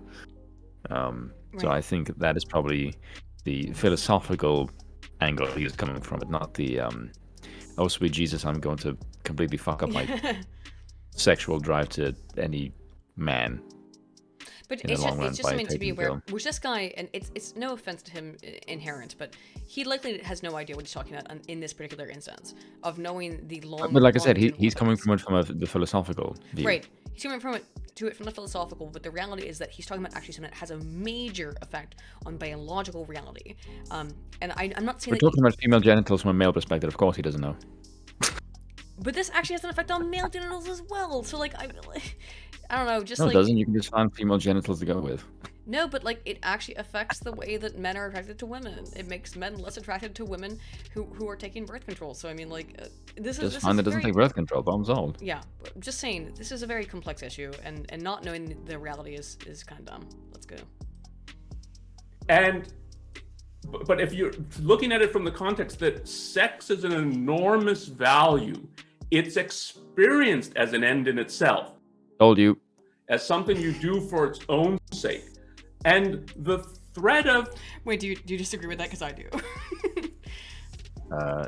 No, I don't disagree with that. Oh, well, I think, yeah, okay. Sex is an end in of itself, but it has another end outside of an end in and of itself. But go ahead, Henry. So, should we continue? Let's go. Well, it might pregnant, it might lead to kids that we don't want. So that's always been a problem. I hate it. It's always been a problem. My dude, that's literally the point of sex. But okay. Okay. It's the point. Biologically and genetically, you know that's the point of sex, my dude. That's why it exists. Yeah, okay. Yes, but we are not the only creatures who have sex for pleasure. But that's still the purpose. It's why it's supposed to feel good. Is because biology makes it feel good so that you do it. No, so I that know. You propagate the species. No, I don't really agree with that. I think that's What? just because there's plenty of creatures who mate and it's not pleasurable. Spiders, for example, they kill themselves. But for humans, that's why we developed this way. Is so they get people to do it. Because it sucks. Because okay, but it's different because only one father only one part of the spider family exists. You only need the female.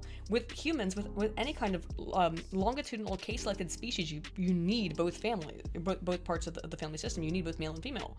So of course, biology. Of course. To quote Cenk Uygur, you need to have both male and female be involved in the reproductive system because we are case-selected. We are not R-selected species. It's just the basics of why it's supposed to feel good, so that you do it with a person that you're supposed to stay with for the most part.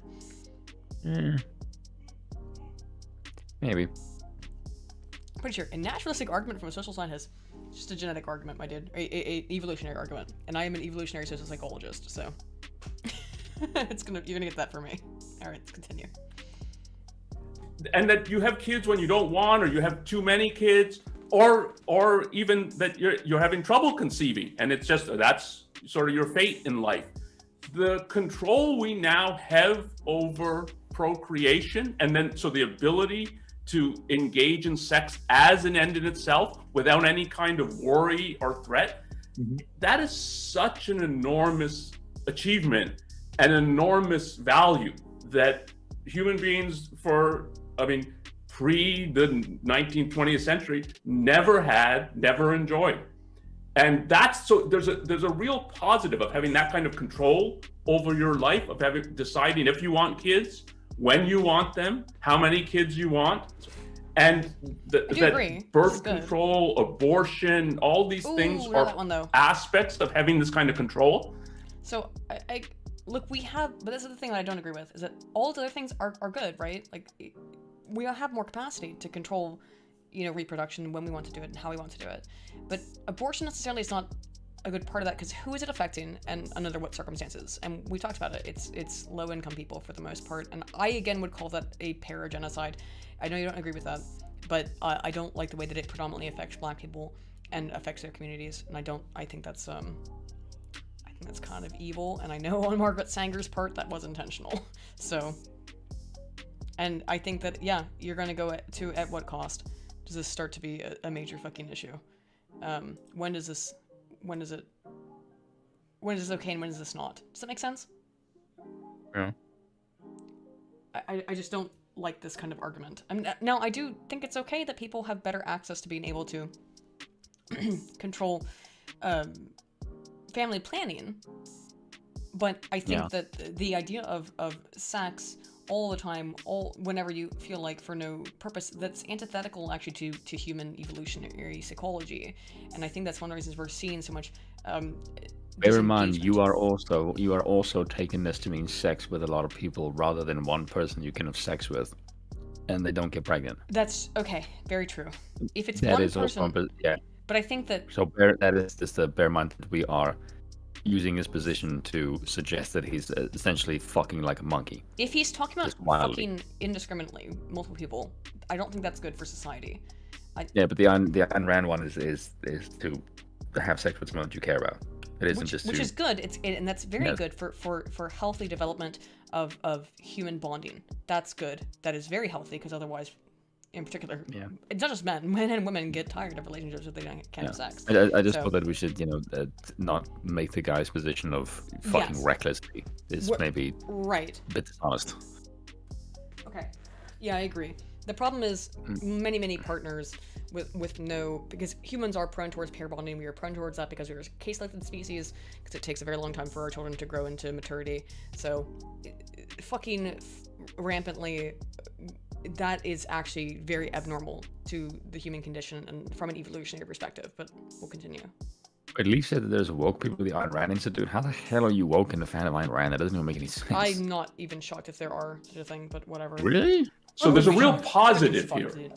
So it's not, I'm pro-abortion in the sense I'm pro people having this kind of control over their life and then being able to enjoy a sex life as an end in itself. And so when there's laws being proposed, if I was trying to steal Manny's position of sexual responsibility with one person, he just fucking shot at the shit with that fucking statement. Yeah, precisely. There you go. It's out the window now. Well, or passed that interfere with this freedom. Asshole.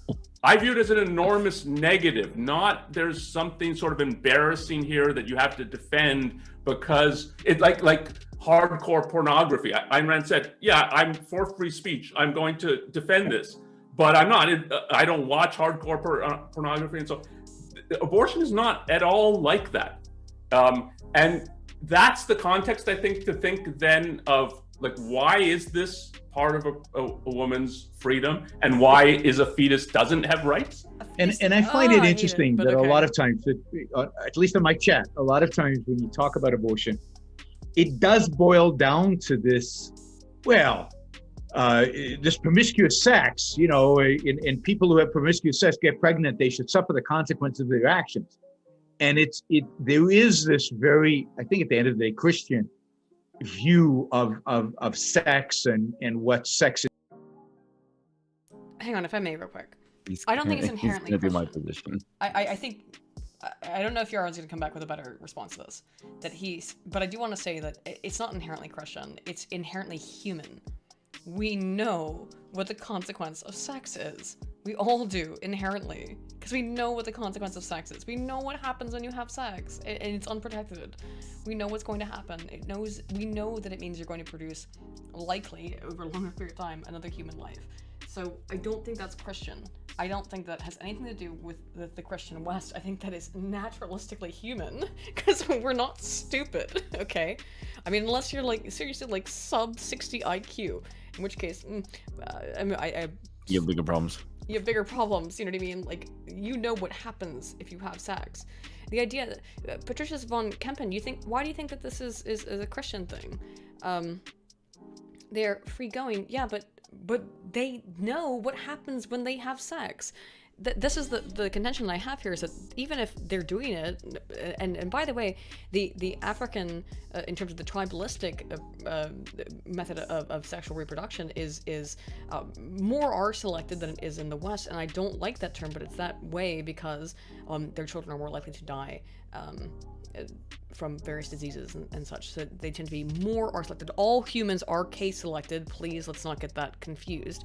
All humans are a case-selected species. But why you get more case or are selected sexually reproductive behaviors within more tribalistic species is because of the higher death rate of children. But that doesn't mean that humans should not act case selected, because it's in the best interest of children. Does that make sense? Sorry, let's continue.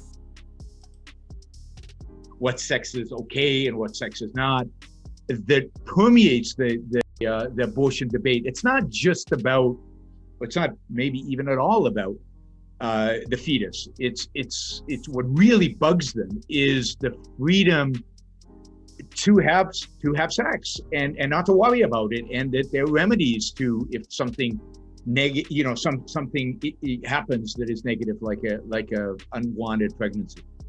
Yeah, and I view it's in the opposite, in the sense of, instead of saying, okay, the condom didn't work, or what, the contraception didn't work, and you want to have an abortion, now rather than saying, okay, you have to. Real quick, we do not need this currently, because we have other things. We have hormonal birth control, which again, I have said why I have issues with, but if you want to use it, you can use it. And moreover, we have Plan B, if you're not using hormonal birth control. So I don't like this we need to default towards abortion argument. I think it's in current year really bad. I think it's a really shitty argument.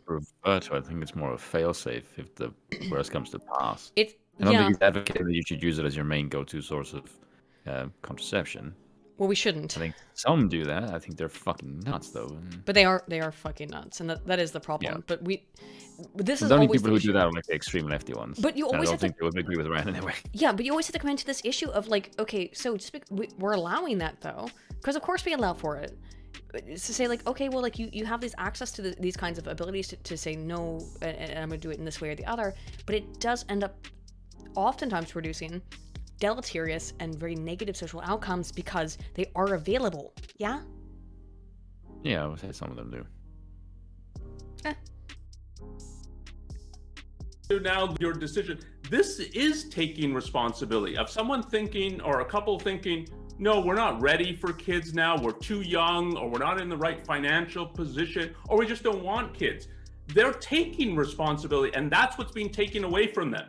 If abortion is off the table, it's one form in which they take responsibility for their sex life and for whether they should have children or not. And it's the idea that you take that away from them, and in the name of personal responsibility, I think it's the opposite of the truth of what has happened.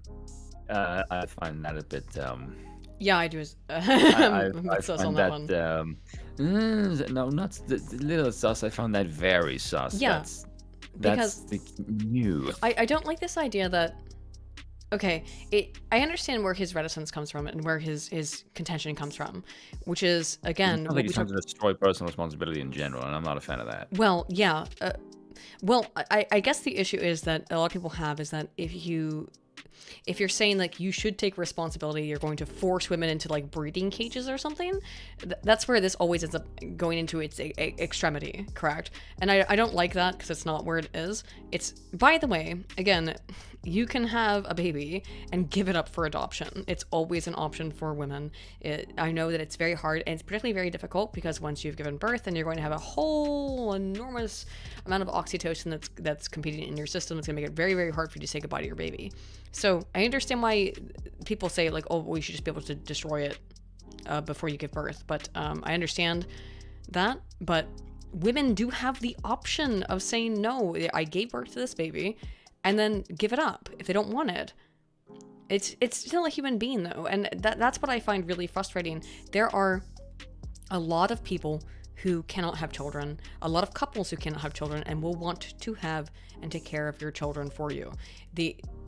Now, are there children who are going to end up not being in a great situation? Yeah, the foster system is terrible. I wish it was better. But I don't know, you have to ask yourself the question, I guess it's from a utilitarian perspective, and Spoon, you could give me your answer to this. Is it better or worse to be killed or to have a chance at a good life? What is utilitarian, or not utilitarian, whatever your ethical perspective is on it? Is it better to die, to be dead and never have the option to live a good life, or to have maybe a tough time at it? Can you escape the tough time? Well, I would imagine you can in a capitalist society, in a free capitalist society, you can. Well, yes, obviously. Then arguably, not inherently. It's not guaranteed to you because again, it's life, liberty, pursuit. Pursuit is not guaranteed. It's just that you have. But you know never enough if you don't try. So obviously the latter. So I would say that you are in a better position if you are given the option rather than if you're killed. This is my position. So, and people can disagree, but you know that's my position. I think at least you have an option, right? Someone asked what's wrong with breeding cages. That's my answer to that question. Or the pursuit of happiness of a potential human being and not a real human being. So you're denying them choice, you're denying them responsibility, you're denying them the options in the name of something that's not yet real. And it's but at the end. Well, hang on. It's a very abstract way of looking at it. It is abstract, but in most cases, again, I look at things from a mathematical perspective. So after that about 6 week period, you know, let's say, let's even give it larger. Let's give it larger. Let's give the higher 20-week period. The potentiality for a child, for a fetus to become an adult human being outside of, or excuse me, to be born, let's put it that way, to be born and have the option to become an adult, the possibility to become an adult human being after 20 weeks, it's like 90%, okay? It's really high. It's a 20-week thing. At the 6-week thing, it's like 70, okay? These are still pretty high probabilities. But you're still saying it's gonna probably happen. Just probabilistically, statistically, it's gonna happen. Most likely. What? Probabilistically is what you want. Oh, fuck, no, I can't say it either. Yeah, probabilistically. There we go. But it most likely will happen. So I think this kind of like, well, maybe it won't happen. From a statistical perspective, it's not a great argument, in my opinion. Not a great argument. Anti-sex was to me. I didn't realize the extent to which it goes. That there's this. They won't say it's anti-sex. They'll never admit that it's anti-sex. But their attitude towards it is, well, I mean, if you have sex, you should suffer the consequences if there's bad out. No, really? no. I mean, that's a really. No. I completely disagree. It's not like suffer the bad consequences. It's that you know what the consequences are. Yeah, but if they're a detriment to you, then they're bad. But then it's bad. No, but life is not a bad consequence of sex. That's completely based on your perspective. I fundamentally disagree with this. That it's a fucking you're being punished for having sex. You know what happens when you have sex. Then I don't know, have sex in some other way. How about that? If that's really what you want to do, don't have heterosexual sex. That's another way. Then do something else. You can have heterosexual sex in some other way. But if you don't want to have that as a possibility, then just stop. How the hell do you have sex in another way? There's another hole. There's a couple other holes. You know what I mean? That's gonna piss off God. I'm just saying there's other holes. The weird attitude towards sex. And it is, I mean, this was Ayn Rand's view of Christianity's emphasis on abortion, and more generally trying to outlaw contraception, saying the only form that's proper is the rhythm method. It's all the input. Wait a minute. Who's saying the rhythm method is the only way? I think he's making a big leap. Big leap. I think that's what Christians. Well, apparently. Christians might say that. But by the way, you want me to be completely honest? That rhythm method stuff, have you looked at the data on it? I have not. The rhythm method is almost not, it is not as good, but it's comparable in its capacity to prevent pregnancy as barrier methods. It's not as good. It's about 10% less able to prevent unwanted pregnancy. But it's up there because of course, you know, when a woman is ovulating, if you're doing up there with the cool face blankie effectiveness, right? But I mean, like, you know, from what I've seen of the data, and I could be incorrect because there could be new data, but the last time I looked at these data, it was that like a rhythm method, which is not having penetrative sex in that particular hole during periods when a woman is ovulating, is like 80% effective. So I mean, I don't know. That's the question. Like, I don't understand the issue with this, honestly. You can have basic thoughts about this and not even use. But by the way, I have no issues with using hormonal birth control. I've said why I have an issue with it in terms of for young women in particular. And I don't have attraction.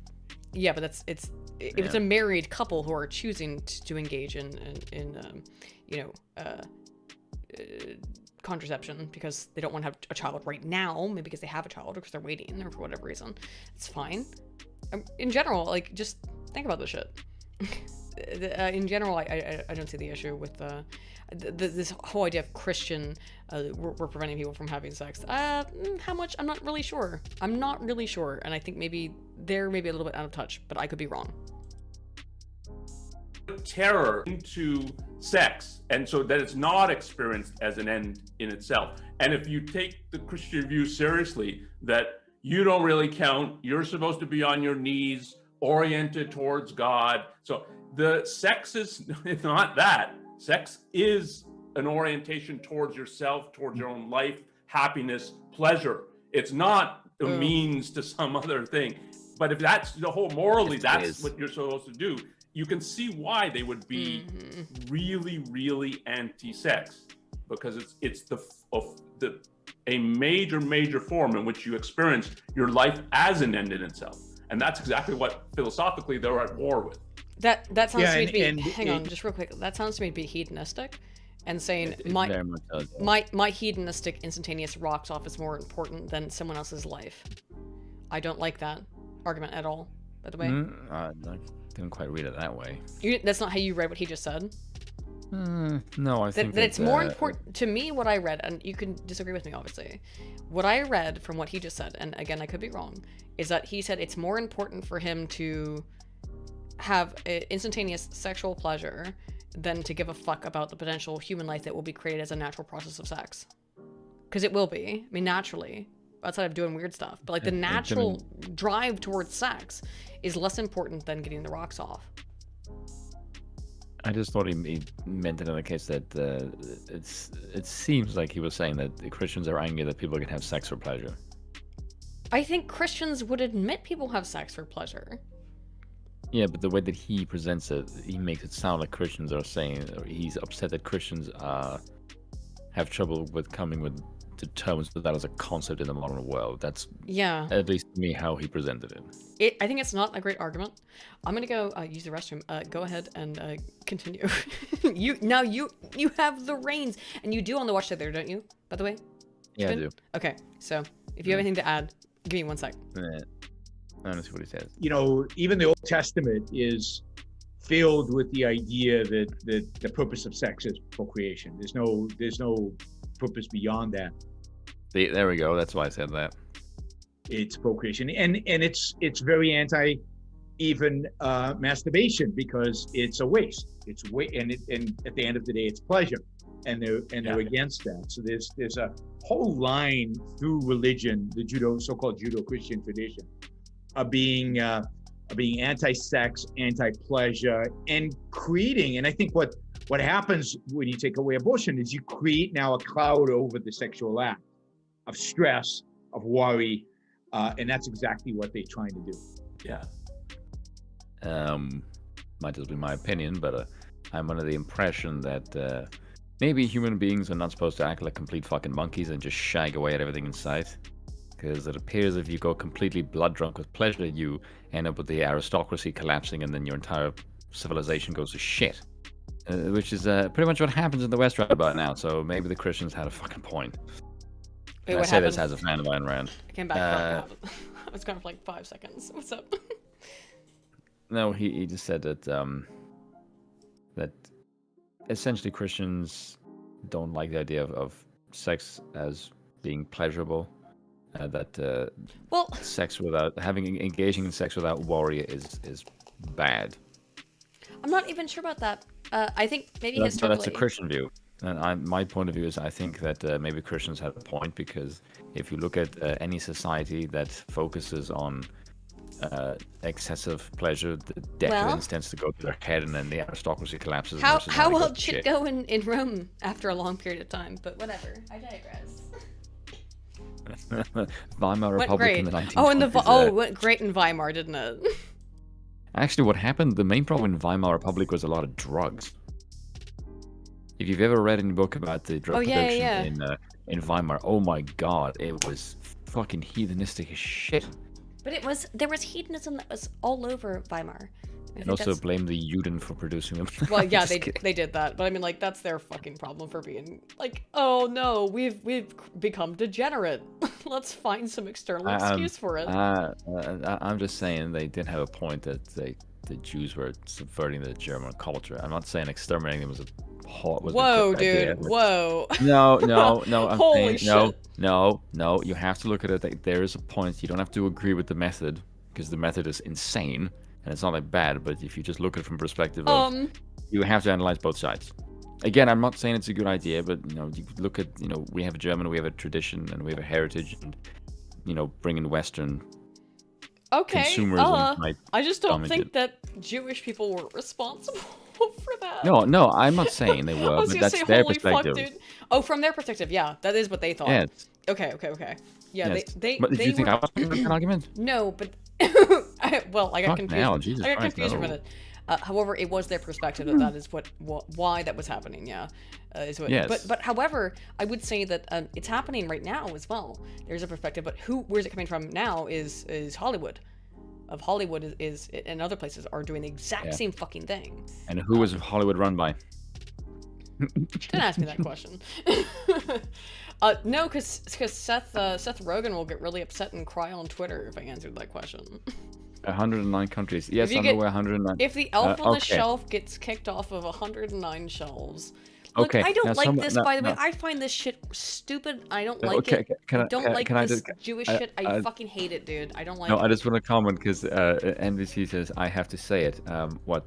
The Jews run Hollywood, but they do. And secondly, I don't give a shit if they get thrown out of 109 countries. You know why? Because every society the Jews go into, they kick ass. It's because the Jews fucking economically, rule. They do kick ass.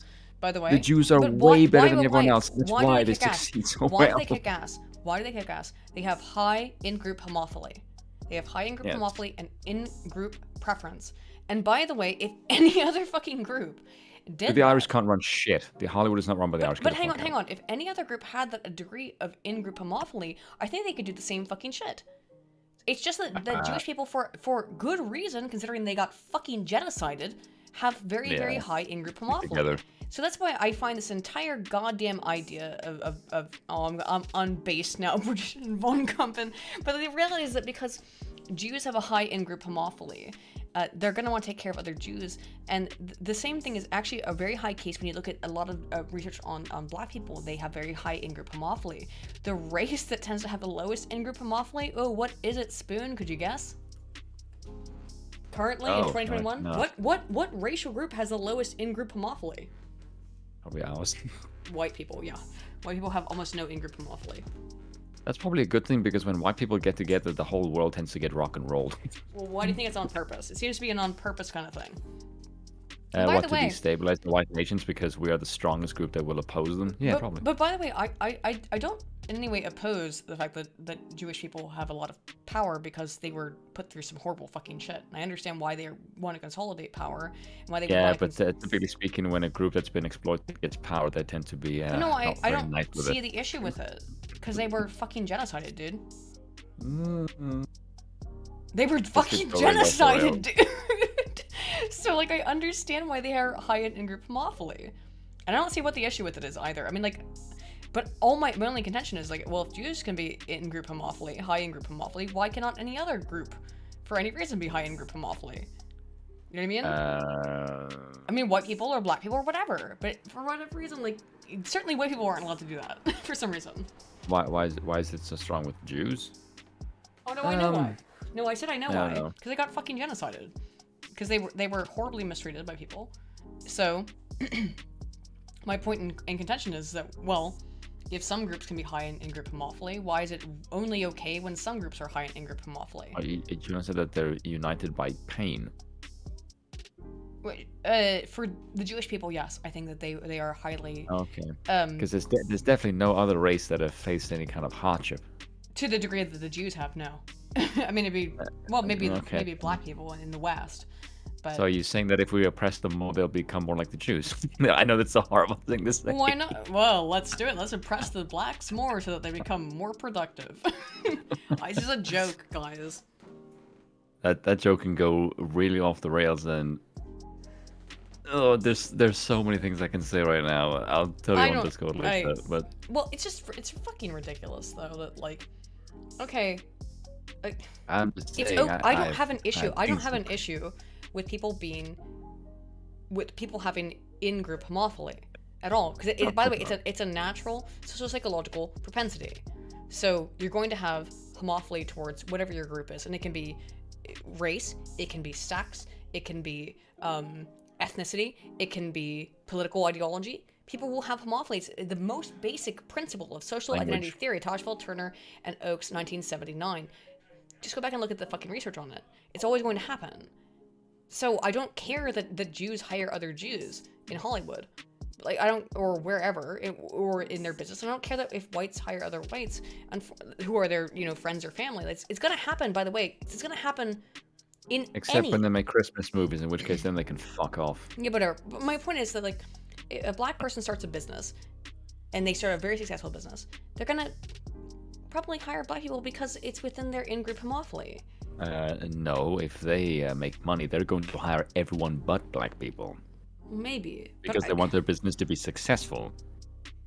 And people could say, like, that's some shady shit. Like, no, everyone fucking knows this. Watch any black person who gets money. That will happen to some degree. No. They will hire people, especially in America. They will hire people they know are actually decent employees, and they know blacks are not them. They will hire everyone else but blacks. Weirdly, you do get that kind of thing that happens within black communities where they do stuff because they know they have their most fucked up. This is why you never see successful black people with but then we have to ask the question as to why, and it's a really, really difficult question as to why that is the case, because every other group is homophilic.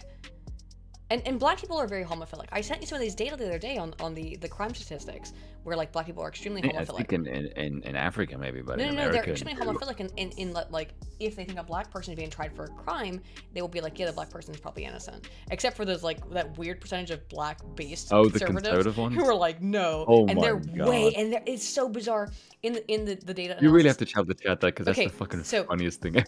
Here's the thing that I found in the chat. Here's the thing that I found, chat. This is fucking funny. I've been reading this book, and my next video is gonna basically, I want to, like, do, like, a more complex statistical analysis of this entire concept based on, like, why do people think someone is more or less guilty after the Kyle Rittenhouse trial. And I went and looked at these data, and I found this one book, and this book is so incredibly fucking based, not because the author is based, but this is just what they found, which was black people. There's, like, a real big mix where it's like half of black people will just say other black people good all the time, all other black people good. And then there's another half that hate black people and always think they're guilty of anything. And it's actually like, it's weird. Dude, I didn't even tell you this, Spoon. Animation is unlimited, by the way. He's right. I can hear Jesse Lee Amazing. Peterson as well. Going, amazing. But like, I was reading part of the statistics today, and one of the findings is that like black women, when they were asked the question about whether or not they supported the death penalty, black women, when they were given a specific prompt that said the person that would be subject to the death penalty would be a black person, were like, yeah, I'm totally in favor of it. Like it was just black women. It was only black women. But like black men were like, no, we hate the death penalty. But black women were like, yeah, you should probably do that. It was unbelievable. I couldn't even believe, like, it's so weird, the statistics that you find within this research, and this stuff is modernistic. It's again, I really don't like the idea of just spending a whole video like reporting on one book, but I've written like 7,000 words now, and it's just reporting on the data from one book, which is basically just re-reporting the one book. But like, this book is so good. I was fucking amazed by that. The book is amazing. I was fucking shocked by that. Well, I've sent you some of the statistics. That statistic I decided insane. was not one I'd sent you before. That was one I just read today. It's a really, really interesting book about, because I wanted to understand why people were like, I agree with why they wanted to what hang you Kyle Rittenhouse. That's why I wanted to understand. But they're fine with, they want to hang Kyle Rittenhouse, but they're totally fine with what's his dick getting away with all kinds of shit. You know, with who was the other guy who got off at the same time with really, really low, the guy who just ran over the Christmas parade. Oh. You know what I mean? What I would call him, I can't say on stream. Yeah, but you know what I mean. The guy who just ran over, like, and went and killed a bunch of people, a bunch of children. And you're like, oh, it's fine because he's Brooks black. was his name? Daryl Brooks, is that it? Well, something Brooke, I think. I have it written in my script, but I can't remember the guy's name. It's horrifying to me that the media in particular has been like, oh, he's a good boy, he didn't do nothing wrong. And it's like, well, yeah, he kind of did. Okay, he killed people. He killed a bunch of people and for no reason, and he didn't really have like. Yeah. This is fucked. But why would people be okay with it? Daryl Brooks. Daryl Brooks. Thank you, Graham. So it's a really weird sort of position that I don't like. But I was very interested into why did the media, and particularly like the left-wing media, react the way they did towards the Kyle Rittenhouse trial? And I think I have the answers towards it. White man bad. I have answers from a 20-year-old book that has some of the most fascinating statistics in it that I could ever want. And they're not statistics, they're questions. Answers to questions that the researchers just ask people. And the reality is that black people, they split. They split into a conservative, liberal, if you want to use that terminology. I don't think it's actually correct. But they split into like conservative, liberal, and the left-leaning black people are like, black people never can do anything wrong. Oh, what's the name of the book? Real quick. It is, I sent it to you. Spoon, do you remember? Ooh. It is, oh shoot. I will say one thing that I did find fascinating is that the difference was between black and conservatives and liberals. The differences is way more exaggerated than the whites. Yes. Liberals and conservatives. Yes, it is. Like way more. It's like Jesus. Gloss and Paddock. I don't have the name of the book off the top of my head, and usually I quit that stuff to memory, but I don't have the name of this book off the top of my head. It will be, my next video will be basically just a review of the book. It's from 2011. I do know the date, but, and I think the scholars might be black actually who did it, but it's just a massive overview of how black people see the criminal justice system. That's all I wanted to really know. It's just their opinions on it, and it's really, really interesting. Here it is. Did you find it? Yeah, it's called Justice in America. Oh, the could you? Reality of Blacks and Whites by John Hurwitz. Post the John Hurwitz. Could you post the? Oh, Hurwitz is obviously like not a black guy, but whatever. You have the title, so I can post it in the chat. So people, the video or the book, by the way, I purchased a copy of it, but I think it's actually not that expensive to purchase it on Amazon. And by the way, the data are incredibly interesting. Did you post it in the chat? Or yeah, there we go. Where did you post it? It's in the chat. Oh, on YouTube? Yes. It's right there. There you right go. now.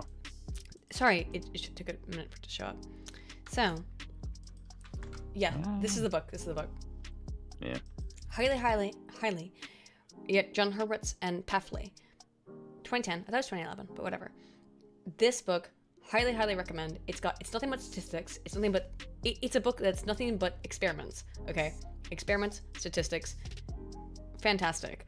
Highly recommend. It has been illuminating to me of understanding how Black people perceive the criminal justice system.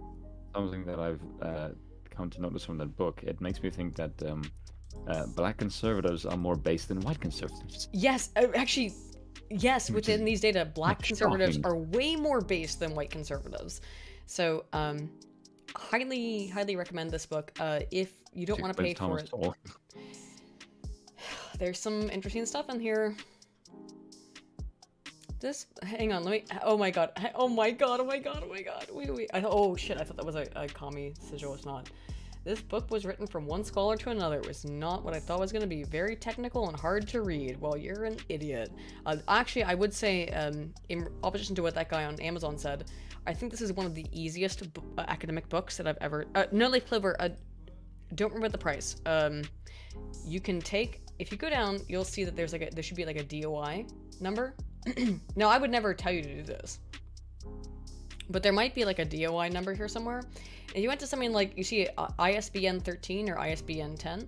Now, if you were to go to some kind of website, like, I don't know, like libgen.whatever, lib-gen, if you were to go to Google right now and type in lib-gen,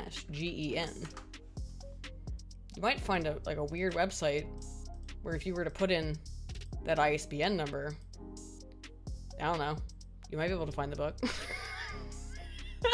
I'm not telling you to do that at all.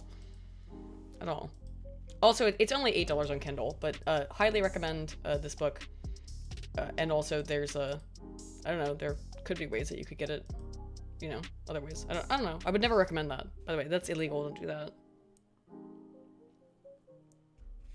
Let's continue with this boy. So, in that context, that there's an enormous positive here that's being attacked. Yes.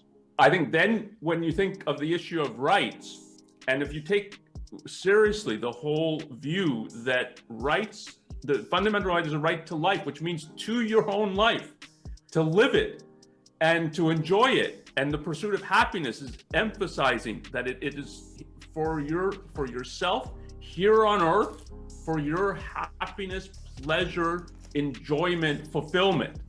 And if you take that seriously, what the whole perspective is you have independent beings trying to figure out in a social organization, how can we make it an organization in which each of us can be pursuing our own happiness and yet still interact. And when we think it's profitable. I find this entire perspective insane. How is your happiness based on killing somebody else? I'm sorry, I really dislike this, but maybe, Spoon, you have a better way of explaining his position. I thought it was just like pleasure seeking. What is pleasure seeking? But you can engage in sexual pleasure without involving a third human being who is not one who is non-consensual, a child. You know what I mean? I was gonna make a joke until you said that last part. Go ahead. No, you said it third person. I'm like, there's a joke. I'm like, oh wait, fuck, no, you ruined that. But this is ridiculous. It makes me happy. It makes me feel, as Lightning NC says, it makes me happy. So if it makes you happy, then you can be able to kill someone else. What if murder or torture makes you happy? Exactly. So if you're an extreme sadist and what gets you off is that it is seeing people be tortured and murdered, then that's okay. So I don't understand. This is bizarre to me. You are talking about killing another potential person. I'll use that term, potential person. I don't think they were making the case that abortion is pleasurable. Unless I is that not what he's saying though? Is that like what? I don't think he's saying it's pleasurable, but he's saying it doesn't matter if the consequence of your pleasurable actions result in the murder of somebody else. Yeah, that seems to be how it is to me. Like we could debate on what that means, but that's how it seems to me. Okay. It seems to me that he's saying it's okay to kill a child if it makes you happy to have produced the child. I'm gonna have to rewatch that to see if I don't. But okay, go on. Yeah, let's go back. Sorry, I don't want to misrepresent him.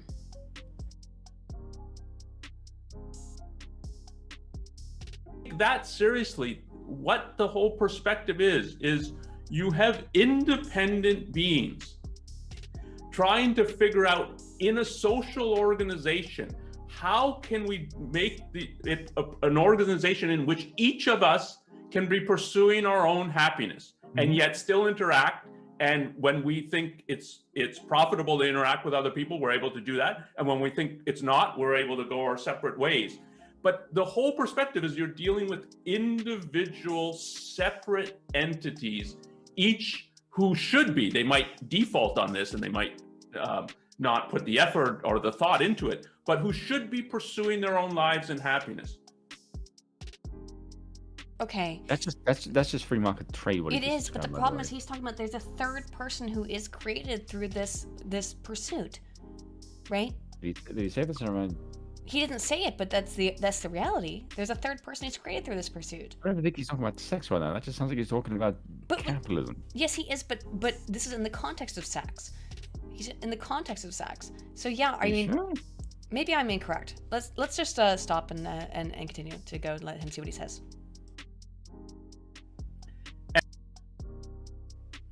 And then rights are principles you formulate to say, okay, society has to respect everyone's life, their ability to think for themselves, to earn and keep the property they produce, and to pursue their own happiness. It's fundamentally, you're projecting adult human beings, figuring out how to interact socially in a way that would be at least possibly beneficial to all of them. That is, if they think about their lives and so on, everyone can pursue and enjoy their life and happiness. And when you're talking about a fetus, or even before a fetus, an embryo, you're not talking that there's nothing like an independent being that would be thinking about the pursuit of its life and happiness. It doesn't have a life yet. It is a part of, dependent on, biologically, physically, philosophically. Whoa. He means like the embryo that the zygote. I agree with him on that. No, but it will become a person. And by the way, like, this is kind of implying that you know exactly when life starts. And so I would agree, again, and we agreed upon this like really early on, like 10 minutes into this discussion, that the 6-week kind of thing is okay. But I think you need to make that kind of distinction as to when you think life begins. When do you think brain activity begins? That the fetus can appreciate its own life goals of living, for example. So I find this a little bit odd, but I'm not trying to strawman his position. So we'll continue.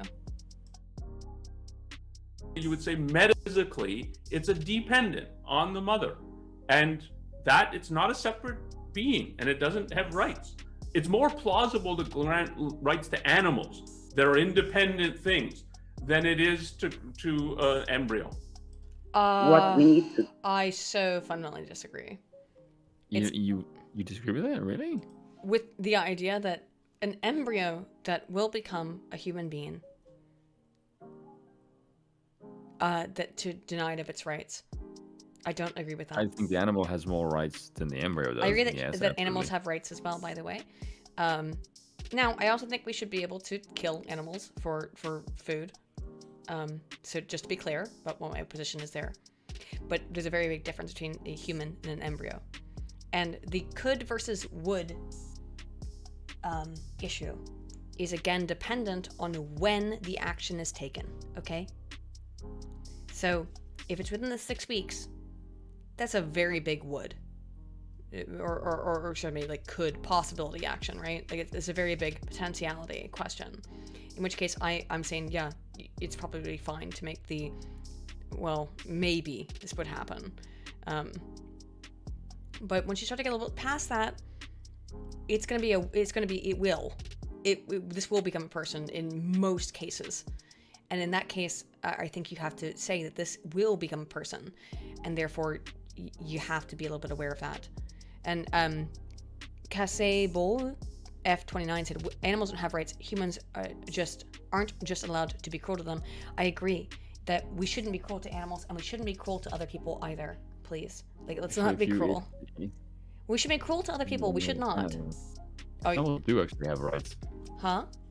Animals do actually have rights. Yeah, they do. But Yeah. we should not be cruel to animals. Well, I mean, like, you know, you're gonna eat a cow, right? Did you know this was made a federal federal crime under Trump? Wait, which was? Animal abuse was made a federal crime under Trump. Well, it should be, because animal abuse is it should be a fucking crime. I actually found it weird that no one actually mentioned that. It's a very unknown I wasn't thing aware of that that, Trump my dude. actually done. I was not aware Yeah, of that. exactly. Well, interesting. Even I, who pay attention, didn't know. I know. I think I got like a list of like 110 things Trump did, and that was one of them. I thought like, oh, yeah, that's pretty that cool. people weren't aware of. I wasn't aware of that, but that's good because I'm in favor of animal rights in terms of, like, I don't think animals should be fucking abused. Holy shit. But then, what do you mean by abuse? That becomes the question. Robo asked 6 weeks. My argument is when the fetus has a pulse and has the capacity to feel pain. So I think we have both actually agreed on the 6-week argument. For the most part, yeah. So it could be a fetus could have a pulse after 6 weeks, or later than 6 weeks, or before 6 weeks. But that's a pretty good standard. I don't believe that life begins at conception argument. I think that's absurd. No, because the people who say that, oh look, it's a cell that has life. Okay, so by that logic, any operation, because your cell also has life. No. Yes. Yes, any cell within your body is alive. But what we're talking about is a potentiality agreement, or argument, which I agree is not a great argument because potentiality is not deterministic. However, it depends on the level of potentiality. So at 6 weeks, the potential for a fetus to become a human, it is a human, but to become a person, excuse me. Oh, I should have explained that. The human versus person argument. I never explained that one. But the human versus person argument, it's really quick, guys, if in the chat, if you're still, paying attention and interested. The human versus person argument is that, like, let's say that you go to an alien planet and you find an alien species. What are the things that we would require that species to possess in order to consider it a person within human society? You know what I mean? Ooh, I remember this argument. Yeah. What do we consider the things that constitute personhood? Their ability to acknowledge God. Well, Spoon, that's very specific, but let's look at some more basic ones. So by that logic, that I can make sure that Bill Maher is not a human being. I would say things that comprise personhood are things like capacity for individualistic thought. To think, therefore I am, right? That's basically reasoning skills. Why is that my reason?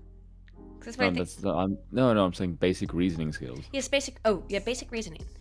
These are things that I think that we would say are human, or not human, excuse me, person qualities that aren't necessarily human in terms of you don't have to be a human to possess them. Therefore, even though a fetus is human, if it doesn't possess these capacities for thought, which we know that a fetus does not, you could make the argument that a fetus therefore is not a person, so it's not subject to the same rights as a person. Okay? I'm a bit iffy on that one. I don't like that. By the way, I don't like that argument, but that's the argument. Yeah, because there's a certain bunch of people you could eliminate from Earth if you choose. Well, that's the left's argument towards why it's okay to kill fetuses, which would also be a good argument to kill people under a certain IQ and to kill people That was literally what I was thinking. Like, and to kill people who have yeah. I could invade West Africa. So I'm just saying that, like, if your argument as to why it's okay to kill a fetus is because it doesn't have a certain capacity for individualistic thought, I could remake my own country. Then you're gonna have to deal with the very real issue that you're also saying maybe it's okay to kill people who are intellectually deficient. And I don't like that. I disagree with that fundamentally. I think that's kind of evil. But that's the argument you're going to be faced with. You'd also make more Jews. Dude, bruh. But Jews are highly intelligent, statistically. I know, that's my point. Mm. If you remove the stupider ones, you'll have more Jews by just percentage. Oh yeah, I guess so. Oh good. Seth Rogen would be very happy. Oh God! If that's all the Jews you choose, that's your best example, for fuck's sake. Because I'm thinking about that fucking horrible movie he's trying to make. Or if you mean like stupid people you can eliminate, then he probably would be up there. I don't want to eliminate anybody. Holy shit! I just want people to stop being rude. Like I want people to. I'm like, just saying, if you're evil. gonna kneecap people from the IQ down, he's gonna be up there. Well, I think he's probably low IQ despite being a Jew. You know what I mean? Yeah, exactly. I'm saying his IQ is from 95. Yeah. That being said, however, and by the way, this is gonna take it out of context. Like, no, you know it will be. Hey, O-1. Hey, you know this will be taken out of context, but like I don't want anyone to be killed. That's the whole reason we're here sitting here, or at least I'm here talking about how I don't want people to be fucking murdered in the womb. So, I'm so fucking against violence that and that includes violence against those who can and can't defend themselves, but particularly those who can't defend themselves, which are fetuses who cannot defend themselves against violence being conducted upon their bodies. I am against that, honestly. I hate it. The sponsor said, now all of a sudden IQ means something. For the purpose of this joke, yes, IQ does mean something. Well, we are talking about Santa Inc., which is one of the most hilariously bad trailers I've ever seen. Oh my god, the comments were outstanding. The comments were very funny, but they've deleted all of them now. Ooh. And did you see this, Spoon, though? That YouTube was the one who stepped in? It was not HBO. It was YouTube that stepped in and paused ability to comment. God damn YouTube, why do you... YouTube did that, though. How interesting is that? Gays. I'm not talking about the Jews. Like, I mean, like, I don't know. If you're, Jews, let me tell you this. I will say this though. If you're Sarah Silverman and Seth Rogen, and your whole thing is that like we're really proud of being Jewish, and we're gonna make a video about or a movie or a limited series. I think it's a limited series about how much we hate Christmas and hate men, and then you like can't. You get surprised when people put anti-Semitic comments on your video. Like, I mean, I'm not saying it's fair or good, but like, how can you be shocked by it? How can you be shocked? It's really the comments. Stupid people keep bringing it up. Big gay much mess. It's bizarre. It's just bizarre to me. Like, when your whole video, your whole movie or little show is about how like everything about Christmas is evil. I just don't know how you don't expect it to be something that you're gonna get. And it makes me think that it makes me think you did it on purpose. That you wanted to get anti-Semitic. I mean, Spoon, do you believe in this? That they wanted to get anti-Semitic comments? I think they did. I think they wanted to create anti-Semitism by doing that kind of thing, of being like, "Oh, we're gonna be." if they were to do that, they probably would have made some news headline about it, saying, "Oh, look." It's been all over the news the last couple days. Has it? Yeah. Oh, okay, I haven't seen anything. Yeah, it's been all over the news that all these anti-Semitic comments on our video about Christmas, where do they understand how jokes work? No, of course, these two comedians don't understand how jokes work. No. I mean the people who censored the comments. No, they don't either. Because I don't know about how the chat feels about this, but typically speaking, if I see two Jewish people, the whole chat is going to be lightly lit up with Holocaust jokes, because that's the first thing you will have when it goes to Jews. If it's a fat guy, you'll make fat jokes. That's what I'm saying. Well, yeah, of course. Like, that's the thing. You know, like, okay, so... It's the most immediately recognizable trait you'll have a go at. That's just how jokes work.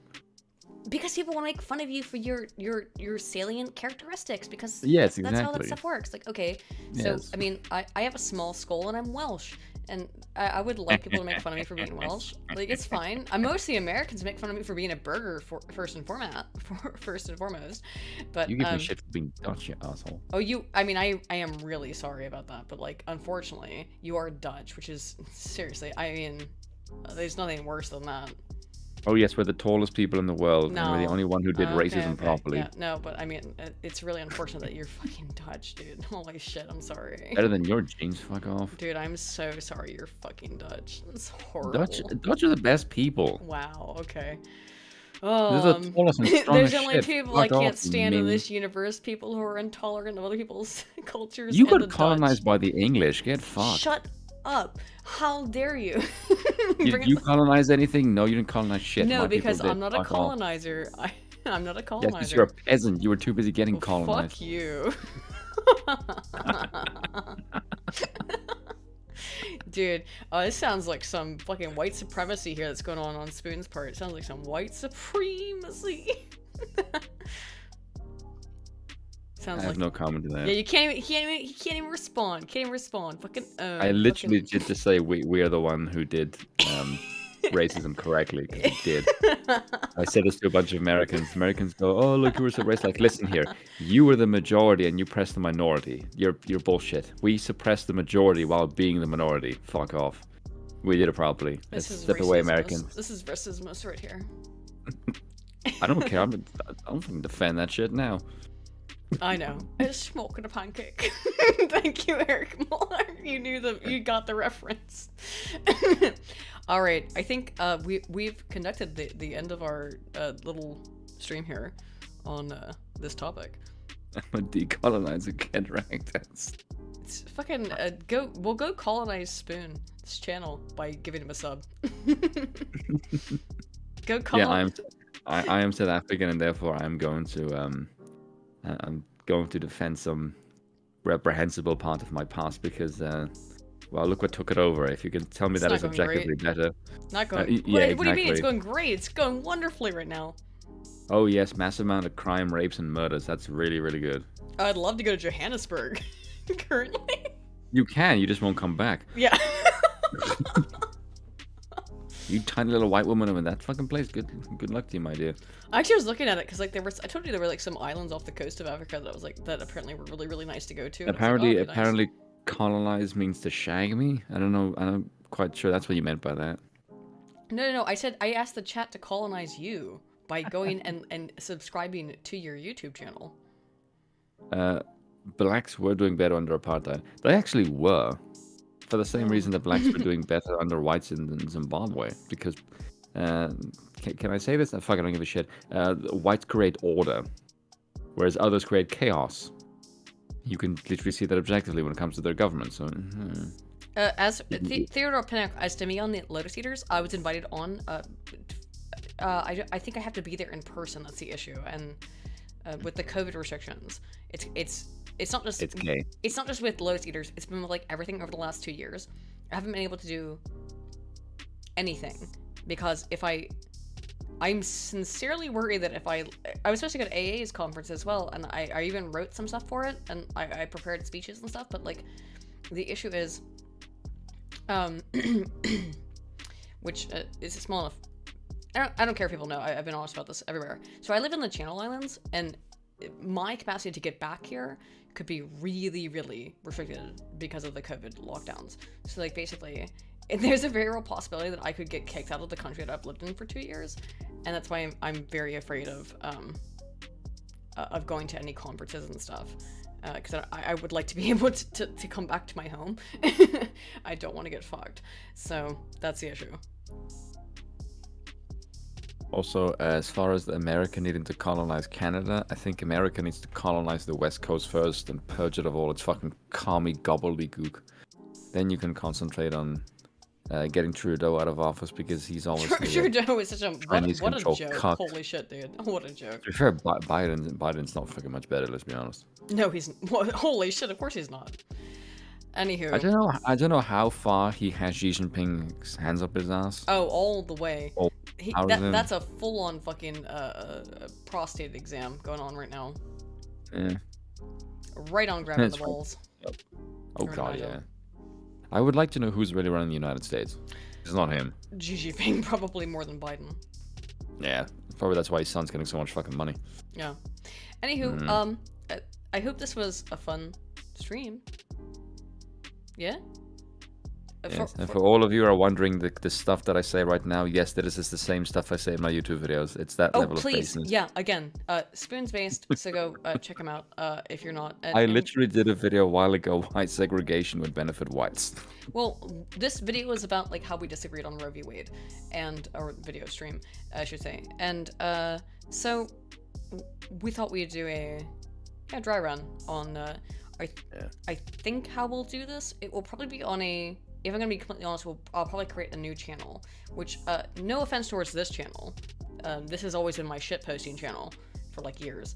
But we'll create probably a new channel. And please, when I create the new channel or whatever, don't just, if you don't mind, guys, don't just come and hang out, but please try to share it, because it'll take a minute for us to get the new channel kind of going. So that'll take a little bit. Anyway, I hope that it works, and I hope you guys have enjoyed the stream. It's been a small stream, but more than I expected. 60 people at the top. I just want to defend you. Aiden is very based, by the way, but she has a bigger channel, so she has to kind of scale back her baseness, whereas I'm in a position where I can say whatever the fuck I want. No, we also have, but we do have no, Patricia.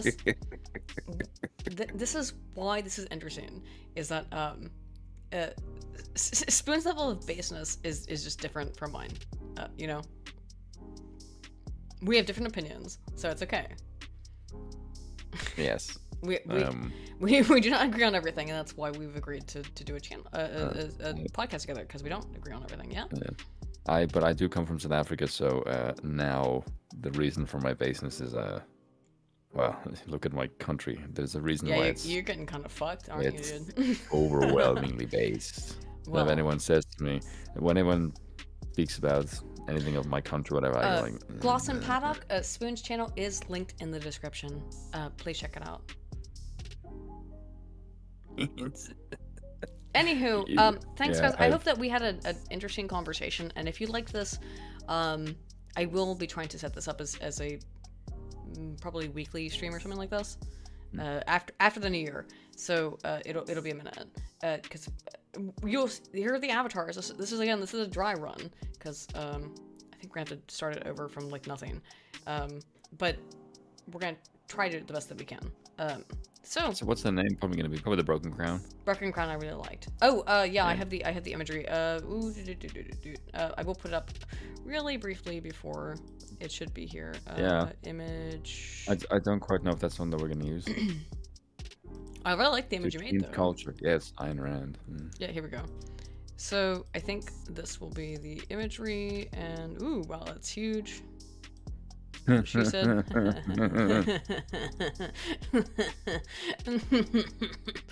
Sorry. This is when I try to put it into OBS. It's enormous. I was much more milquetoast originally. Yeah. I think many people suspect that, because many people think that I'm a sweet little boy. And then they hear my opinions, they're like, oh shit, Spoon is dangerously based. Yes. Here alright, so it should exist. Alright, there's the, if you're still here, there's the, Wow, why is it so fucking big? I had to make it smaller. I just told you I had to make it smaller, because it was really enormous. Yeah. That file is like 4,000 by 5,000. It's a massive big file. Now it makes sense. Yes. Anywho.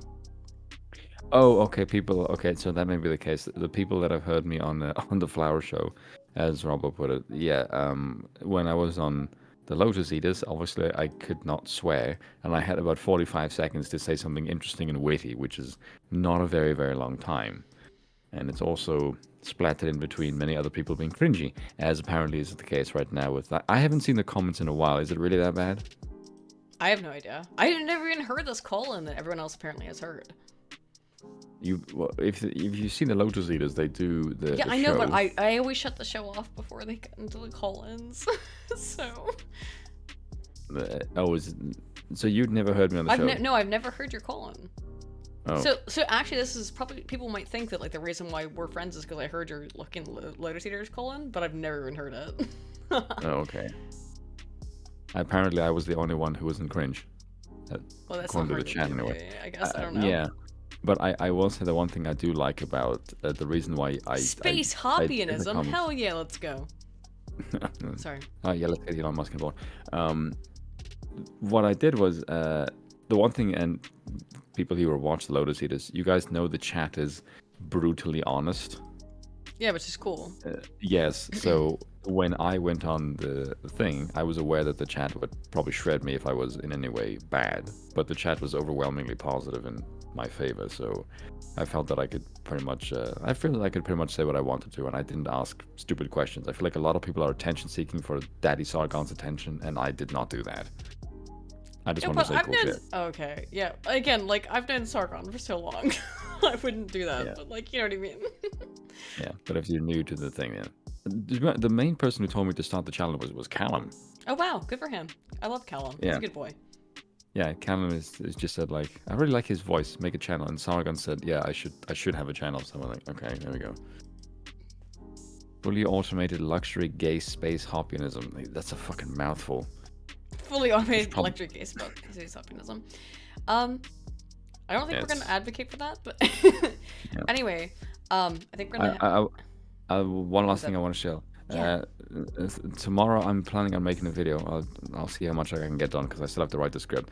I want to make a video that says all leftism is authoritarian. So if you're thinking, and I've been case... totally in favor of this script, by the way.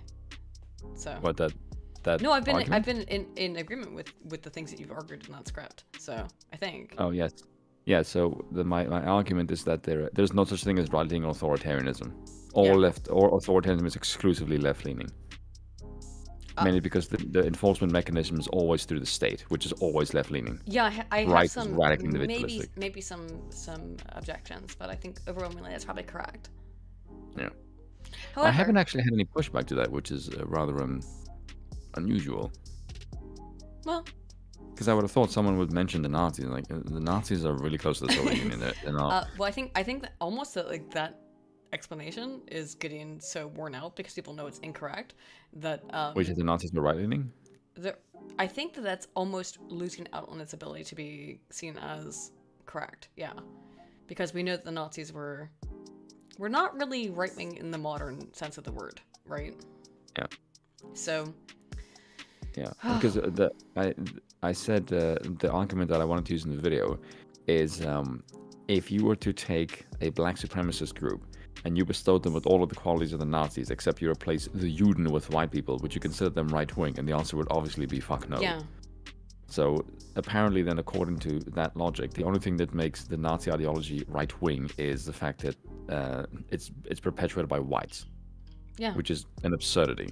Yeah. Yeah, so... Yes, the Nazis were literally socialists. Yes, it was called like the German Socialist Workers' Party, for God's sake. It's fucking in the title. I know, but well, okay, but they'll always, you'll always be told like it's not really socialism because they were blah blah blah. Like you get a the left million are not experts arguments. on Nazis. I know, but you'll get the million arguments against it, which are silly arguments, but it exist nonetheless. Anywho. Yes. I think we're gonna head to bed or head out at least for the time being. I hope you guys have enjoyed this kind of like rough shot. Yeah. Of how Spoon and I talk to each other, because so we just each other in private. I just wanted to ask one thing. Someone asked me there. Yeah, fucking sneaky. No, hold on. No, someone just said, you virtually signaling, if you could have authority over the state of South Africa and fix it overnight, you would do it in a heartbeat. Yes, that is true, because I'm aware of what I can do given the land. I'm aware that libertarianism only works in a certain framework. If I had control over my own country, I would make Hitler blush with my authoritarianism. Wow, I would go totally disagree, disavow, and that's why Spoon, that's why you and I disagree on things, not because we're both monarchists. It's because you're more authoritarian than I am. No, I said before that I would not do apartheid by race because I think that's a stupid idea. Well, I said it is. I would do it by political lines. I don't agree with either, so whatever. Well, it's like your secession movement, basically, that you guys have. I totally disagree with that. But hey, guys, if you're interested in where this conversation goes, it will not be on this channel. It will be on a different channel that I will probably make a whole video on my main channel about. And I'm guessing Spin will as well, to try and probably shill the new channel whenever we decide to do it, which will be probably after the new year. Yeah. Or in a couple of weeks. But time, who knows? these will be the cute little avatars we have, and we have this nice thumbnail as well. So I hope it was cool. If you guys enjoyed me and Spoon talking together, please check it out in the future, because this is unfortunately my fucking co-host who I've decided to tie myself to, and he decided to tie himself to me. So we've unfortunately decided on this mutual agreement. Well, you're fucked now, dude. I'm not exactly worried about you. You have to be far more worried about me than I have to be worried about you. Uh-oh, yeah, I have to apologize for some of your racismus. All right, guys. That's called baseness these days. It is maybe a bit based. Anyway, we're gonna head